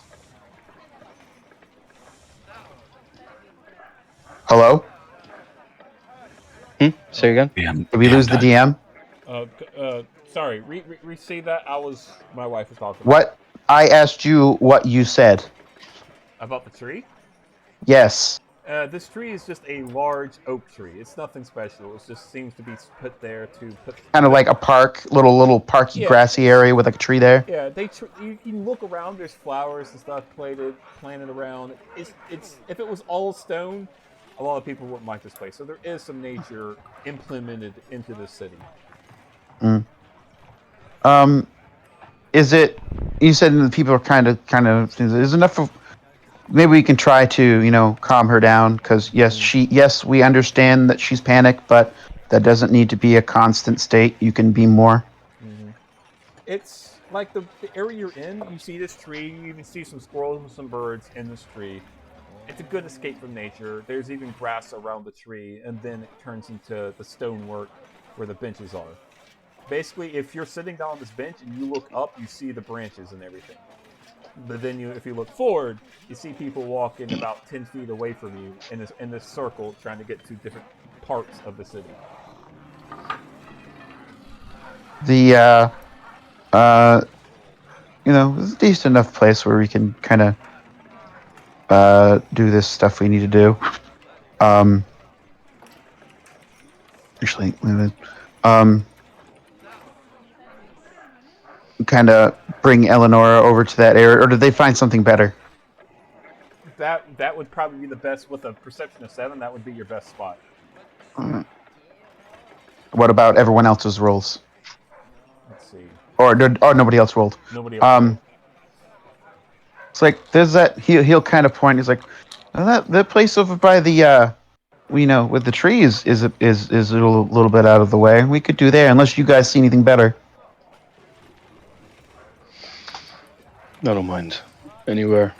She likes trees, so she just nods. So she'll go over there, and is Eleanor still under the effect of that thing was it comprehend languages? I would say you got about another 45 minutes, or actually 40 All right. minutes at this point.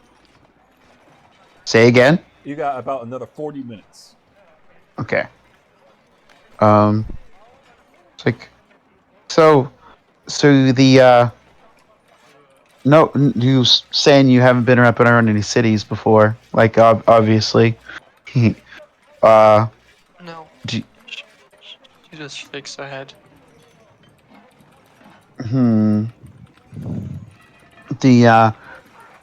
Have you? I'm surprised you're very smart. I'm surprised you haven't learned to read before. Have you spent all your life in the forest, or? Were adventures, yes, but in where we lived, it was more important to learn how to survive than to read. And Well, they could read, yes. reading does sometimes make it a lot easier to survive. But we could probably teach you if you want. I mean, we this spell, this potion, to give you a nice little head start. Yeah, it would be nice to know how to read and write later on. Mm-hmm. All right. Is that something you would like to do? We got the time. We could fill these things out together. We got about some time before later. Yes, please. That would be nice. All right. So Badis, I'm gonna need you to roll me either an intelligence check or let me see here. An intelligence check or a history check. And I'm only saying history because that's stretching it. And it's up to you, whichever you I prefer. guess intelligence. Yep. Um. I'm going to base this roll of you teaching her off of what you roll. And how she receives it is she's going to roll herself. Alright. God. Well, that's a decent. Nothing like dry rolls. Although, yeah. Question, DM. Would he get advantage because of the potion? You're going to get advantage. Oh, he teaches, but if you're sitting there not being receptive at all, then it doesn't matter how good he teaches. It's learning is a two-way street. You know what I'm saying? Yeah. The teacher Yeah. and then the Let's see. student. So, well, it's not much of a modifier. My argument would have been for persuasion. Skill with language. Yeah, but this is on paper. Yeah, it's true. You're teaching her how to speak a language that's different, but you're trying to. +2 mods better than nothing. Oh, whoop. Sorry.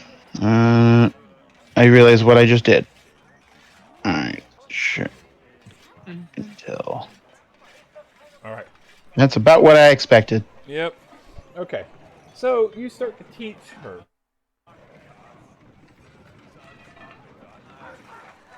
Eleonora, I need a wisdom save, or not wisdom, a wisdom check by you with advantage. How you comprehend this. Okay. With a 19, even though Sabatus, you try to teach her, and you kind of fumble on a few things. With this potion, it makes up for it. As at the end of this 45 minutes, you figure out there's connections to certain words, Eleanor. There's like the, a, apple. It's like, oh, you can see the connection in the potion that's affecting your mind is deeply helping you with this.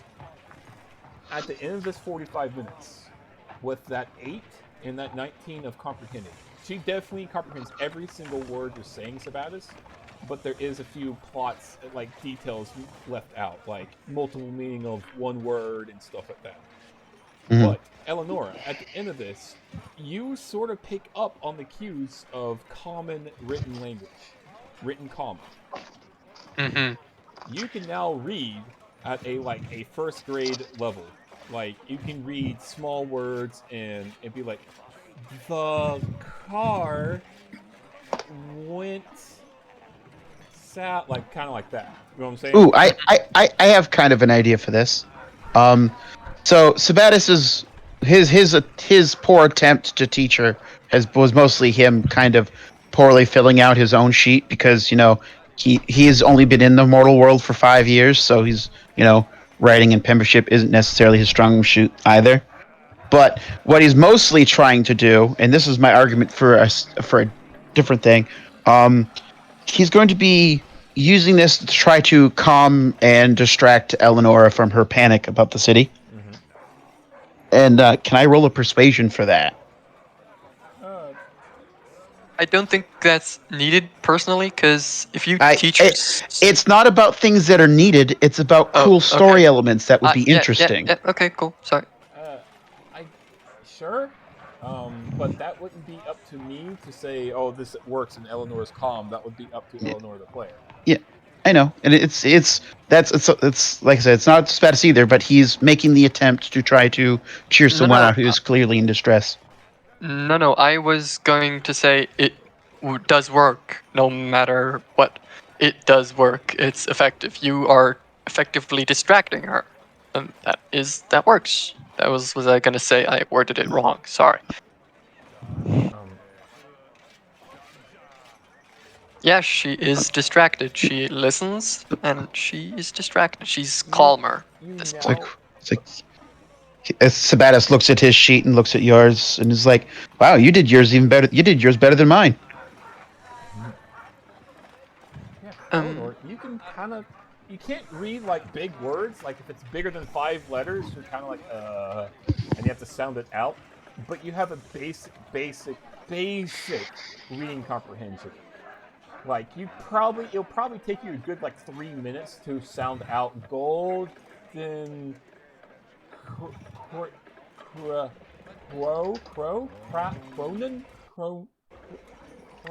crown, like that. You can now basic comprehension, and that potion definitely helped you. If you did not have this potion and you don't have those rolls, you would know what letters are, but you know what that with the potion and everything, those letters make up words. You're still not... You can't read a book, but you can sound out sentences now.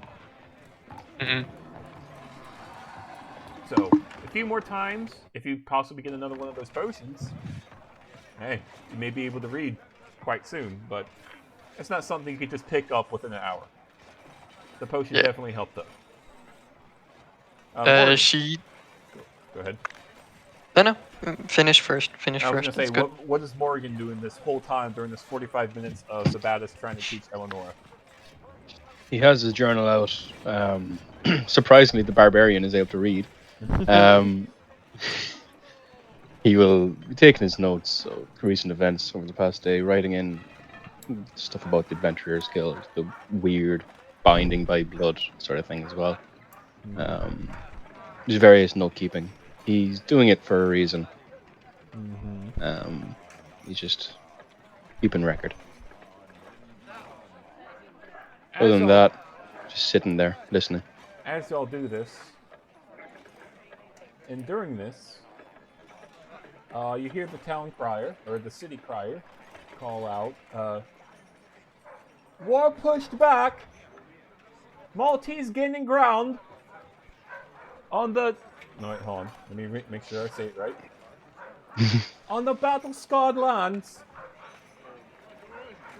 Randolph...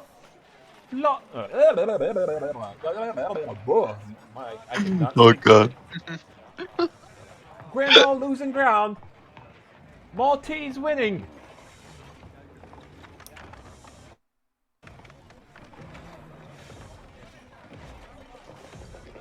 Y'all just hear a little update as the town crier is going around spreading news about the war.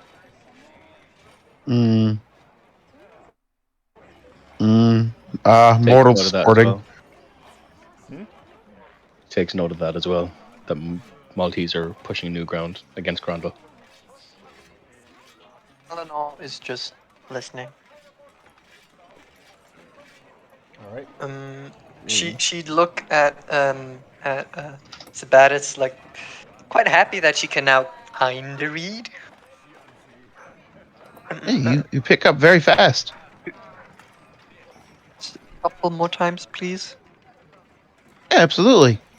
The let's see. I wonder if the I don't know how much too much wondering. We should see if we can find you like some books to read. Some like start you off with some really easy ones. Bring up your ability. She just nods shyly, like her voice is kind of coming back. Like she's a lot more comfortable at this point. What? If you read Elvish, like I can talk Elvish, but are there different alphabets? Like different signs to, or are all words written the same? It varies. Sylvan's written a bit differently, and then and that he will do I find something? Actually, we're there. He'll kind of draw in the. Damn it! What do I have to draw with? You want a stick? Should probably get stick. Stick is good. Stick. Big stick. He takes stick and is like, and he'll trace out the word. He'll write the word friend in common, and then he'll write friend in Sylvan.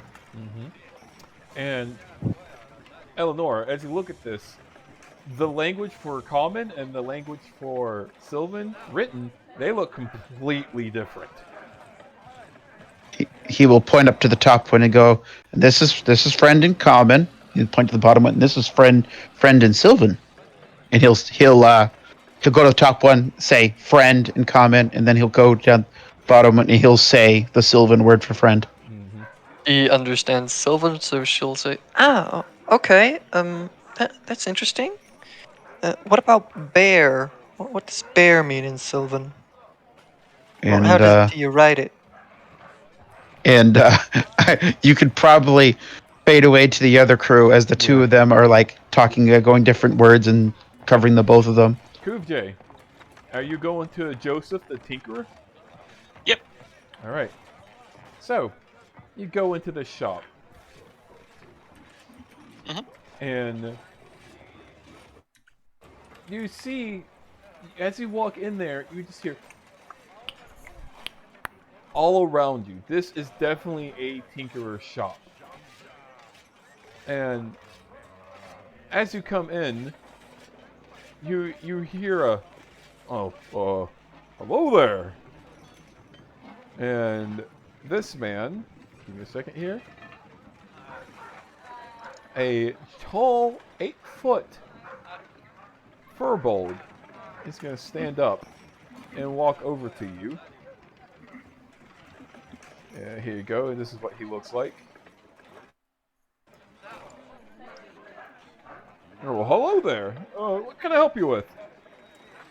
Hello. I was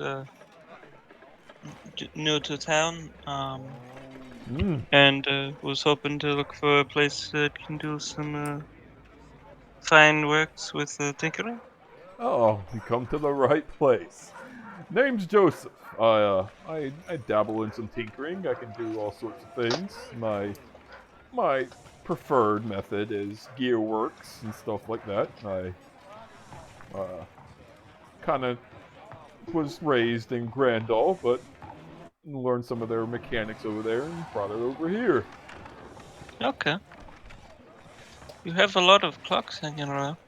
Yes, it's more of a hobby. He kind of looks around. There's all sorts of types. There's cuckoo, grandfather. It's a trademark in Grandal to have a clock in your home, and not many people have that sort of thing here. And people still prefer the old sundial and things like that. But that's okay. To each their own. And I make them for fun nowadays. I suppose that makes good sense. Mm-hmm. Yes, I wasn't necessarily coming to like buy things this time around, but I have enlisted with a group of people to attempt to like join the Adventurers Guild, Uh-huh. and so I thought it might be prudent to try to get lay of the land if I'm going to be here for a time. Alright. Well, what can a old tinker help you with in any of that? Well, it's I suppose mostly to bounce ideas off of. Ideas. I have some practice with the tinkering and the not really forging. I mean, I probably could maybe forge, but like I'm no fighter breed. No. Can I see your tools? Yeah, and she'll bring out a set of tinker's tools. He's gonna adjust his glasses and look them over. He's like, oh, you're at the base level, not the base.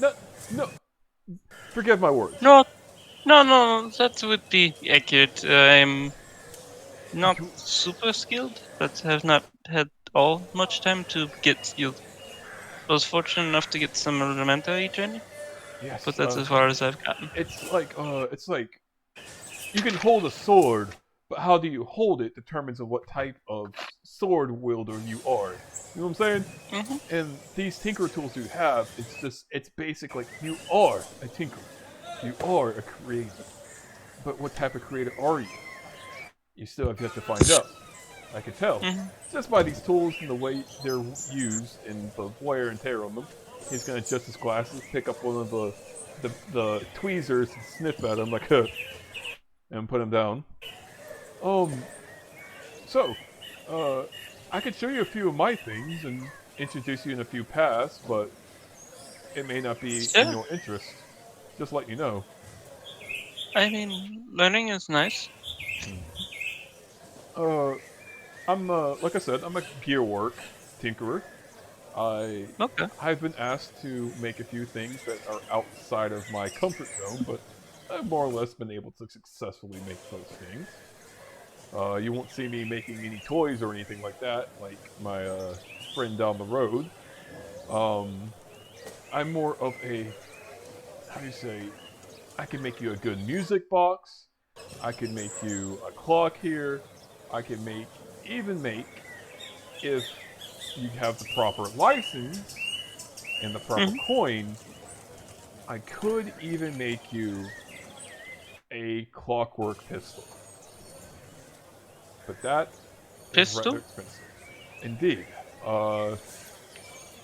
It's a type of weapon that is unique in Grandal. The Grandal scholars over in that area prefer technology over magic and such things. And there's a weapon that they have created that is rather more deadly than your standard crossbow. It's similar, but it uses more metal than wood. I could show you how to make it eventually, but it will take quite some time. The intricacies of it require a lot of metalwork and alchemy. So, such things is quite difficult to teach, and on top of that, it can be very deadly in the wrong hands. This is powerful weapon then. No, that makes sense. I can understand why license. But not everybody can pick up on it, because the intricacies of the blueprint that is used to make it is quite old. I left Grandal quite some time ago. Okay. It's similar to, how you say, cannons on ships, correct? I've heard of them. Imagine those such things, but being able to be fit into size of your paw. It won't do as much damage of a large cannon, obviously, but it will still have that impact of power, so to speak. Okay, that's a little intimidating, but It is intimidating. That's why I hardly do it, and it costs quite the coin to make. Well, And the upkeep is fair. I've had only one person order one such thing, and they broke it within a week, and I had to make them a whole new one.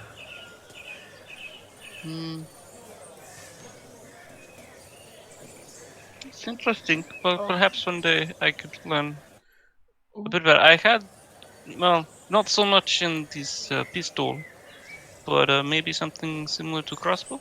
Crossbow. It's and she's gonna roll out some like scraps of paper, and it has now these are kind of like, this is like an engineer's had 8 beers and 4 hours in a bar that he's not interested in, and a pencil. Like, these are an idea, and it's not like there's some thought put into the idea, but it hasn't really been realized yet. And it's kind of like a it has like a crossbow mechanism, in the sense that it uses torsion, like a set of metallic springs, to launch something forward. But the projectiles aren't bolts, but rather like cards.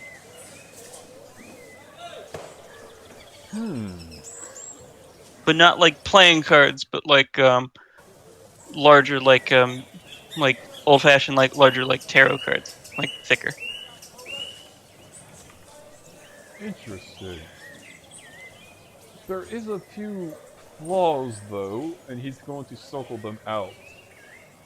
Right here, perhaps. Then again, I could be wrong myself. I never thought of such a...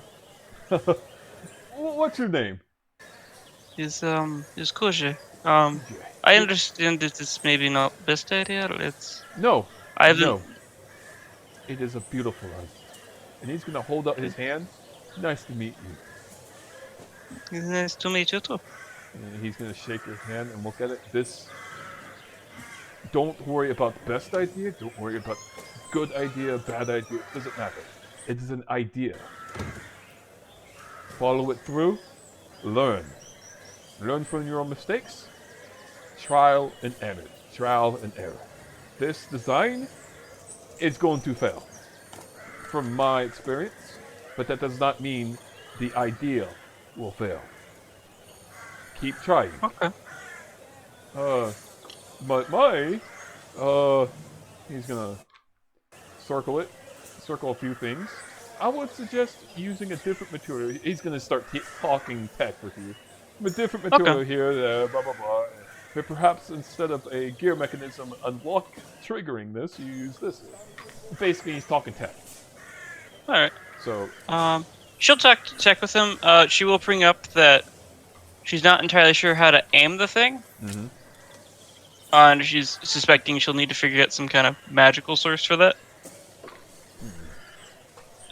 And during the talk, she'll like the only real design aspects that she'll remain fairly adamant are potential hit mounting, and that the projectiles are basically tarot cards. why tarot cards, if I may ask?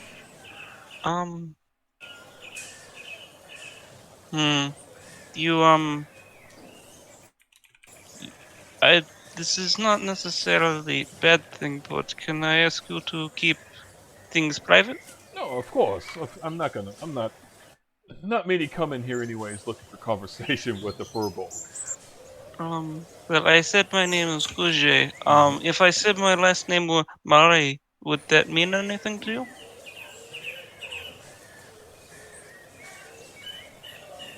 He's gonna look at you. He's gonna sniff. She's going to put her hand up to the back of her head and lift it up and lift what would seem like a cluster of hair, but to him would probably rather noticeably not be once she pointed it out. Oh, a nomad. Yes, it's something my mother used to do, and well, Yes. it'd be nice to honor her memory. He's gonna reach out and kind of clasp the hat kind of back down onto it and cover it and kind of like brush your hair to fix you a little bit. Like, yes, I understand now. But of course, you don't have to worry about things like that. I have quite the secrets myself. But I see. It's very it's a very. As I say, it's not bad thing, but it's not bad. my people are interesting and possessive. No, maybe not right word. I do not believe there are many of my particular clan left. No. And I don't know how the other clans feel At least about with that. that last name, from what I've heard.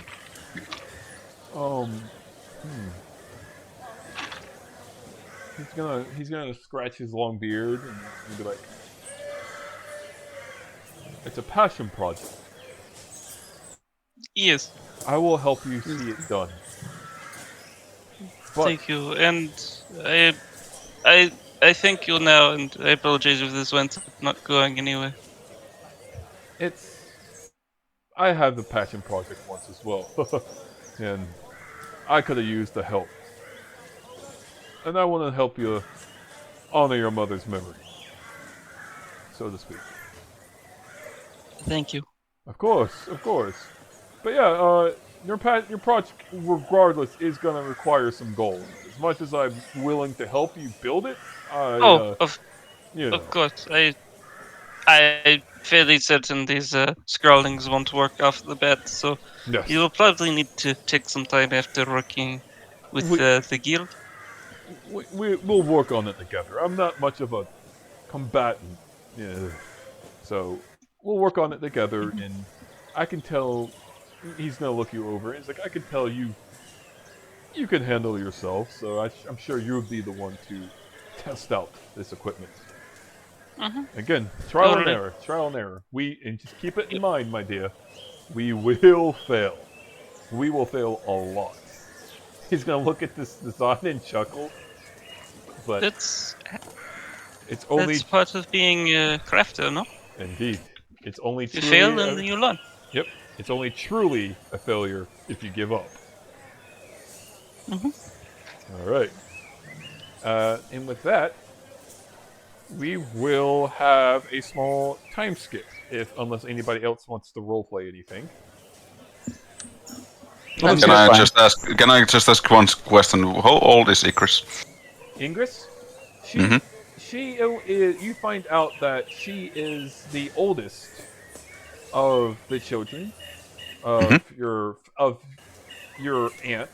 Your aunt is about 200 years younger than your grandfather. And you find out that she is a proud dwarf woman in your time there. The husband never comes back home, and not never comes back home, but he doesn't come home that night, but the children do. And at first they're like, who the fuck is this guy? Who the fuck is this guy? Get the fuck out. And it's like, hey, this is your cousin. And then immediately they're like, ah! They come over and like tackle you to the ground and try to wrestle you and stuff like that. Just asking because Calder is 40 years old. Yeah, she sees you as a child. Not child, you're an adult to her. And she'll even say like, hey, you're pretty handsome. Why don't you should get yourself a wife and make some more smithies. Mostly I need a forge for myself. You'll get one. You can't have my forge. I built my forge from scratch. You can help look in mine, but you ain't using it. You're not for yourself. Well, that would make me one question if I can use it 1 or 2 times every now and then. To my own fixing and things. She's gonna scratch herself. You see, she doesn't have Of course, beard. I provide my own materials. Yes, of course, as you should. If you use my materials, it might as well be my work. But you must know, dear nephew, if you use my forge, you must repay me. My forge is my baby. I care about it as much as I care for my children here. But my forge, unlike my children, doesn't backtalk. And they just like waddle off. But yes, my dear nephew, my forge is yours as long as you promise to help me out around the forge now and create some bolts. Because of course. I'm going to be adventurer, but every time I'm at the town, I will come help you. Couple of days. You join the Adventurers Guild. You're not gonna join the Obsidian Army like your dumb father. Nah. Adventurers is more free than the army. The army has good money, but they are not free. Mm-hmm. So, Father didn't understand that. your father's an idiot, but he's a good idiot.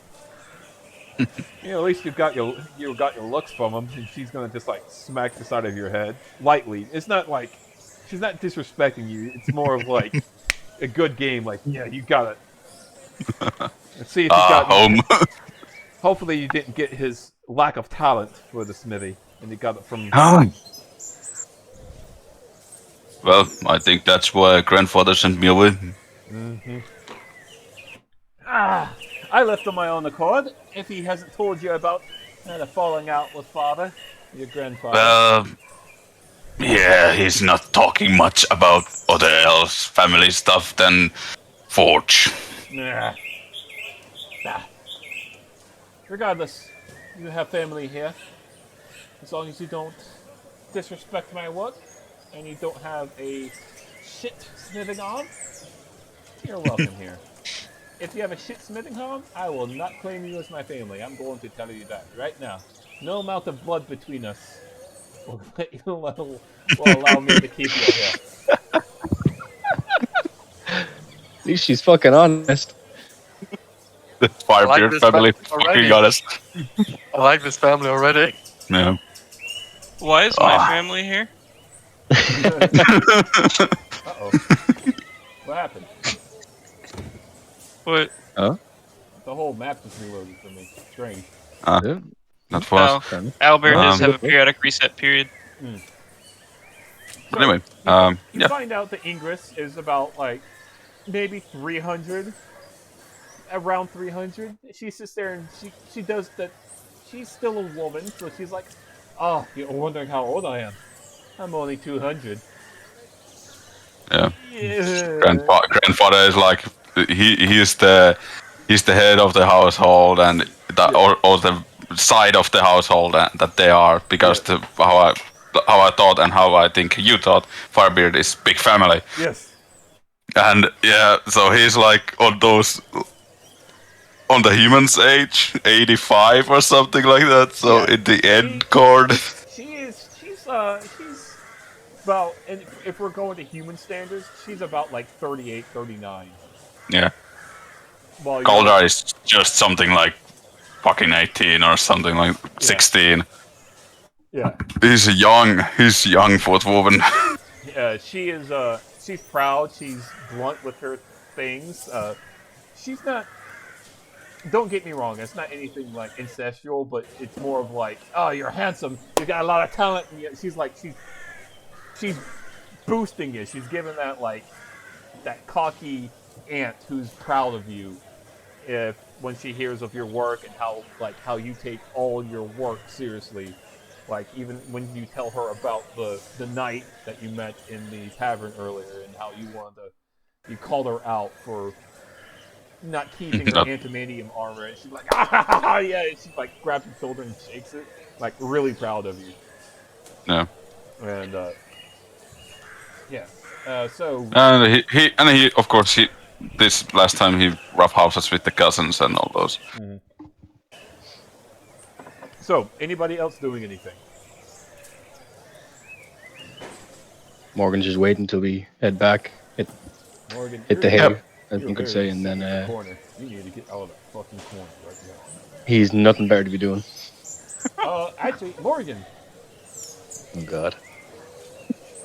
you notice something again in this town. Give me a second Is here. it gonna be another one of those motherfuckers? Forget Yep. the drink. Give me a second here.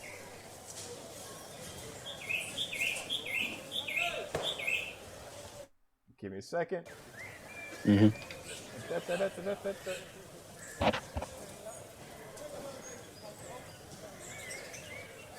You see a furry man walking by, and you automatically know what this is as it walks by, going towards the...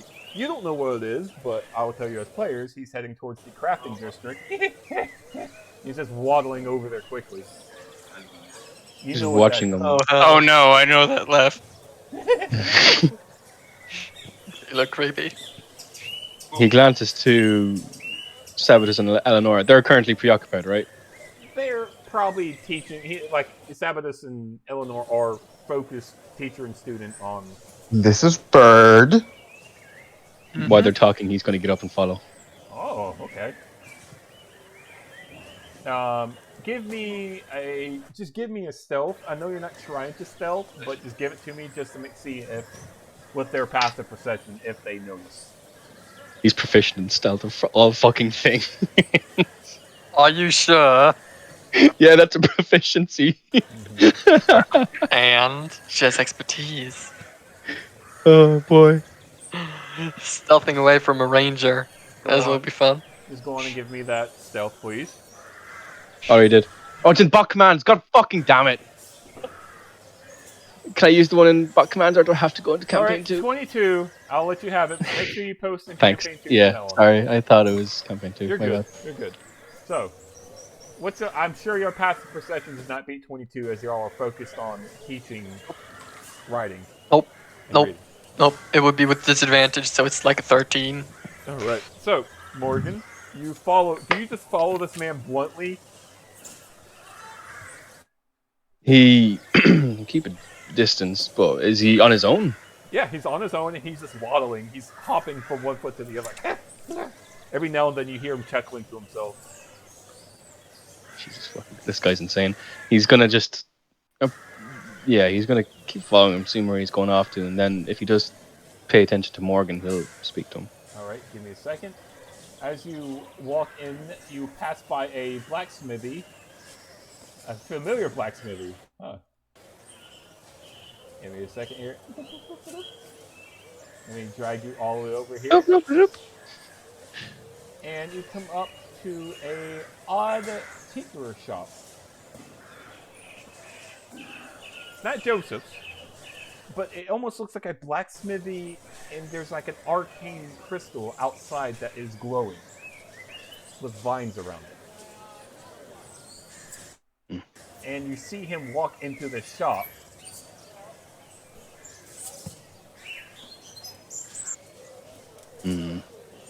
Does he recognize his crystal at all? Yes. It is Alright. a veiled diamond. Okay. Then this definitely makes sense to him. He'll. I'm hoping the door is big enough for him. It is. Okay, cool. The door, though, however, does seem cut in half, and there's a lower doorknob. Okay, cool. You'll open the door and walk on in. As you walk on in, you do see that man, but at the counter, as he's handing the things over, you see another familiar face. Actually, I'm just gonna post her. And you see this small Oh boy, creature, they're multiplying. and she's like, ha, ha, ha, and he's like, like they're both giggling at each other as he hands a little, like, 5-pound bag of gunpowder to her. Oh, dear God. You just. And as you walk in, the bell rings, and they both just stop laughing and just turn and look at you.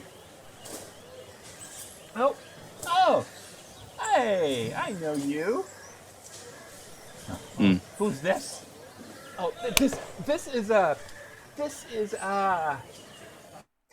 is Bill, right? Sure.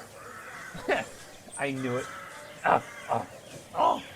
This smaller guy is just like grunting at you, and he just waddles up to you. Big guy, very big guy. He's a big guy. I'm just gonna make this icon for now.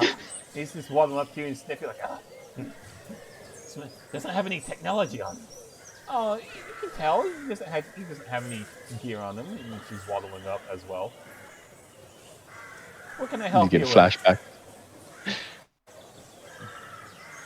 Just don't usually see your kind around. Oh, Now I'm seeing no. more and more. Well, you're in the shop of the only two of our kind in this whole city, as far as we know. You're looking at the only two Feyendorfs of Golden Crowd. the guy just kind of takes a pose. What do you sell here? Sell. Oh, right, business. Okay, she's gonna turn around, and she's gonna walk over and pull off a giant crystal and slam it on the ground. This crystal looks heavy. So, this thing right here, this baby, she's gonna slap the top of it. This baby can shoot out giant Eldritch Blast. I'll sell it to you right now for only 500 gold. I don't have it. Oh, too cheap for you? I got something better. She's gonna just roll it to the ground. It's gonna fall to the ground. She's gonna go over here to over here is just a pile of junk, and she's just digging through it. I don't have much at all. You have strong arms, though. You can lift things. You can do jobs for us. No, we're not taking a slave. Come on. No, not again. Last one tried to steal from us. I'm not a thief. I'm not a slave either. No, I'm not saying you are, but I'm sure.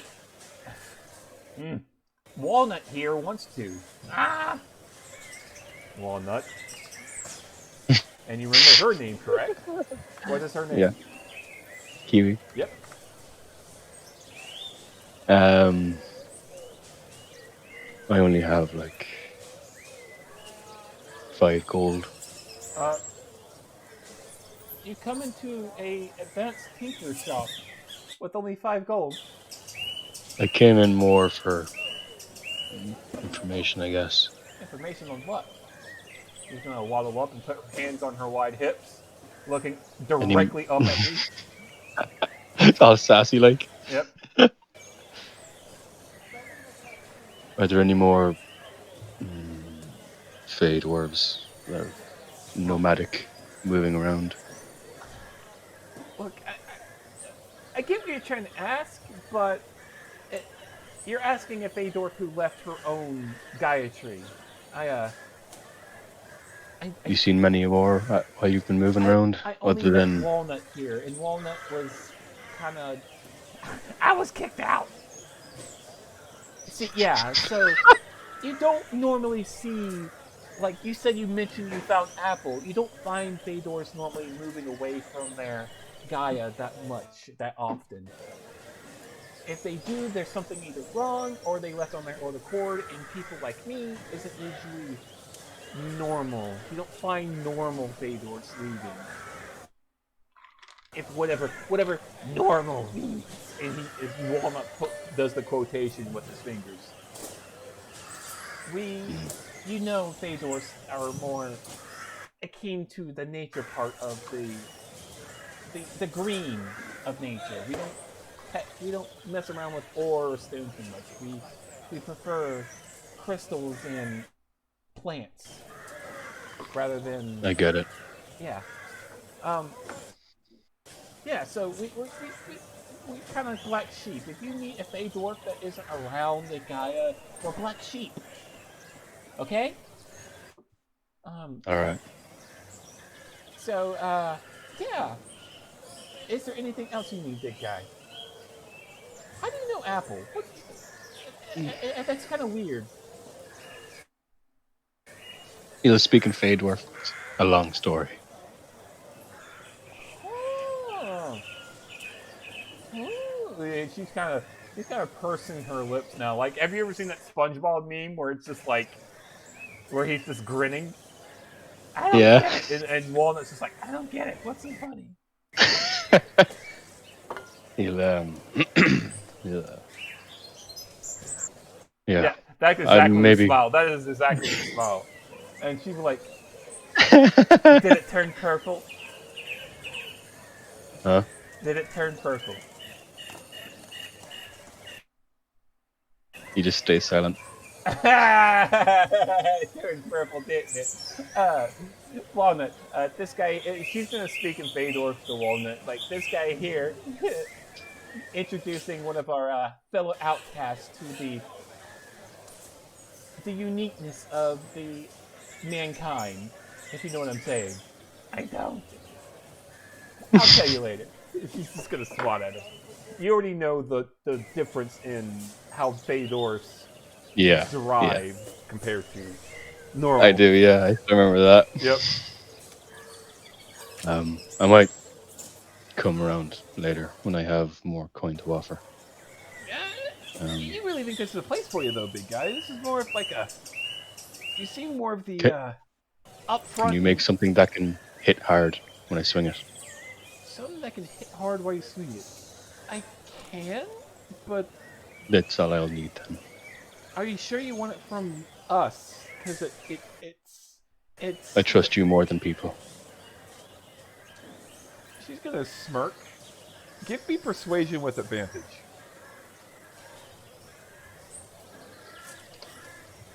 Persuasion, yeah? Mm-hmm. With a 19, She's gonna be like, all right, big guy.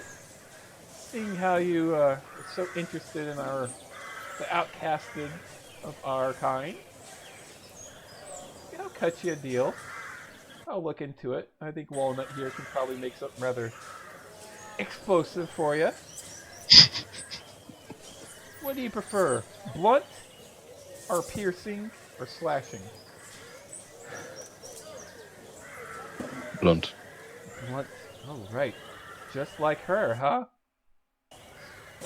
She's gonna waddle over and start like pulling out some walnut.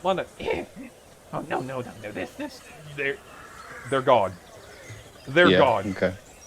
He's gonna take that as his point to leave. Yep. They're scratching and they're almost like pushing each other out of the way, drawing the blueprint, pawing at each other's faces. Fair enough. Alright, yeah. With that, he'll slum on back to where he remembers the other two being. All right. So, do y'all meet at... Do y'all want to do more roleplay, or would you like a small time skip? I'm good.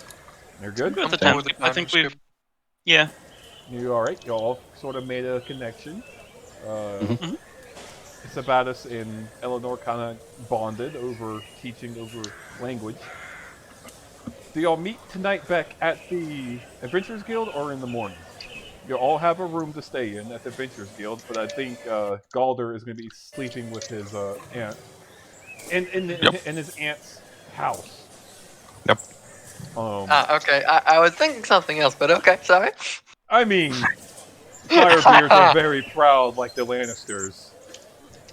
We are Oh, Firebeard, God. we are family, but we are not fucking each other. What the fuck? No. Well, Lannister connection is quite But yeah, so are y'all? No, gonna... but I was gonna ask something to Morgan. Mhm. Eleanor will continue to kind of just stay close to you, just so you know that. Fair enough. Just to be warned. If you don't want that, you can tell her. Hmm. Just He- so yeah. Doesn't mind it. Okay, cool. He'll even offer. He's like 7'8" or 2. I can't remember what I said. I think he said 7'2". So chances are she'd probably fit underneath his cloak if she really bloody well wanted to as well. So I don't know. Don't give me ideas, okay? Fair enough. No, he'd be fine with it as long as shouldn't care. It's pretty passive.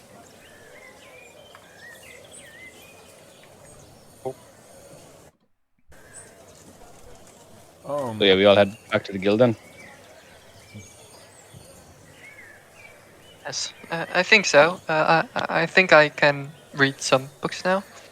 Maybe tomorrow I'll get some books to read. Yeah, All right, probably. Go meet up with the others. y'all all Right. head back to the Adventurers Guild. Galder, do you actually head back to the Adventurers Guild tonight? Yeah. All right. Before you go, your aunt puts you in a headlock and said, "You better come back now. You hear?" Yep. Alright. Get. Yep. And she's gonna let go and then kick you in the butt to make you get out into the street. Yep. Good old Hardy, and she sent you off with some ale, by the way. You have another water skin full of dwarven ale. Oi! Yep. I'm fucking drunk tonight. So, That. you all meet back at the Adventurers Guild, and receptionist is not there, but her sister is. And her sister looks exactly the same. Oh, Suspicious. hi, hello. Are you the new adventurers looking to join? That's us. She's looking at yes. you. Okay. I don't see a tiefling, so you must be a part of the other group. She flips through the papers. Here we go. Human satyr. Yep. Here we go. Elf. Eleanor, as soon as she would basically see Morga again, and they'd start walking back through all the people, she'd basically latch onto him again. All right. So, you have been your recruitment mission. Everybody is to go into a goblin cave that is about 2 days away from here and clear it out. There has been reports of goblins living in there and attacking a nearby village. Letting you know that half of the pay from a successful mission will automatically go towards the guild for your first recruitment mission. But upon completion, a successful completion, mind you, you will be officially in the Adventurers Guild with a bronze rank. Do you accept this recruitment mission? If so, sign here for me. She's going to hand you not all, she's going to hand you one clipboard. And it's going to have lines for y'all to sign on. If Morgan not, will go ahead and sign his name on it. right, Eleanor looks panicked. She cannot write. Goldar writes his name. How do I write my name? She whispers to Svatus. can't learn this. Anyway. Nothing. I can write it for her if you want. Yes, please. All right. You'll go and ahead and write down her name onto it. Okay. You write her name down? She looks at the lady. I can't write. He'll sign for me.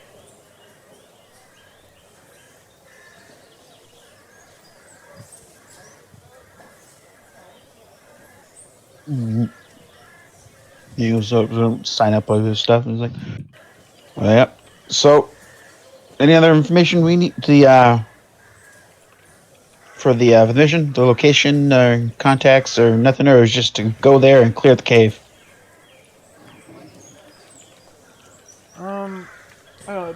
It's mostly just get in there, kill them, wipe them out. They're feral goblins. The Adventurers Guild is rather. I'm going to want to tell you, we don't give you missions without really researching them. We're not going to send y'all into a place to kill a bunch of innocent people. We do the research. We do things like that. These are, from what the reports say, a bunch of feral goblins who are trying to eat people out of starvation. So it's best to just put them down. But if you find a different way to successfully solve the problem, by all means. We don't care how. We only care about the results.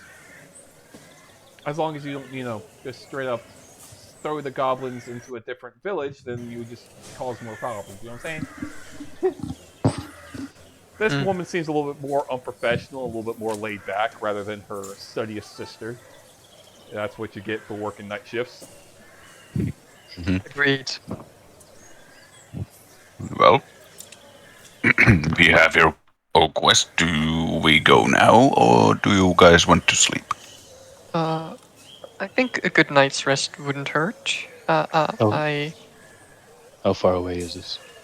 2 days travel. You'll be heading southeast.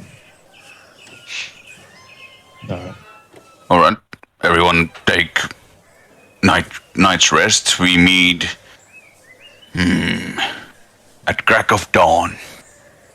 Wait, at crack of dawn? You want to be adventure? Learn to be in time and be a morning person. Oh, I fucking love Galdar. Oh my god. She kind of groans and just. Those who don't be on the crack of dawn on this time, I can try. pays others for a cup of ale in the tavern. We should probably buy some potions before we head out. I don't know. I know we have our healers here, but I figure a couple wouldn't go amiss. Yeah, I can't and afford potions. me neither. We're still the thing. I'll ask her. I'm just like, do you know how much your potions tend to go for around here, Mr. DM? She's gonna guess for a second, and then it depends on who you buy them from. Some people will sell them at a discount to adventurers. Some would make it more expensive for adventurers because they know you need them. Just depends on who you ask and how you ask for them. But usually they go for the standard weak potions. You may be able to get a few of them for maybe like 5 gold. 3 of them for 5 gold, maybe. I've seen deals go like that, but then you turn around and someone will be selling a standard healing potion for like 50 gold. It all depends on who you ask and how you ask it. Aldar, you're a smith, right? Would you know where I could get maybe a bit of better armor? My leather armor is already a bit battered and... So by my aunt's shop, Firebeard Forge. Okay.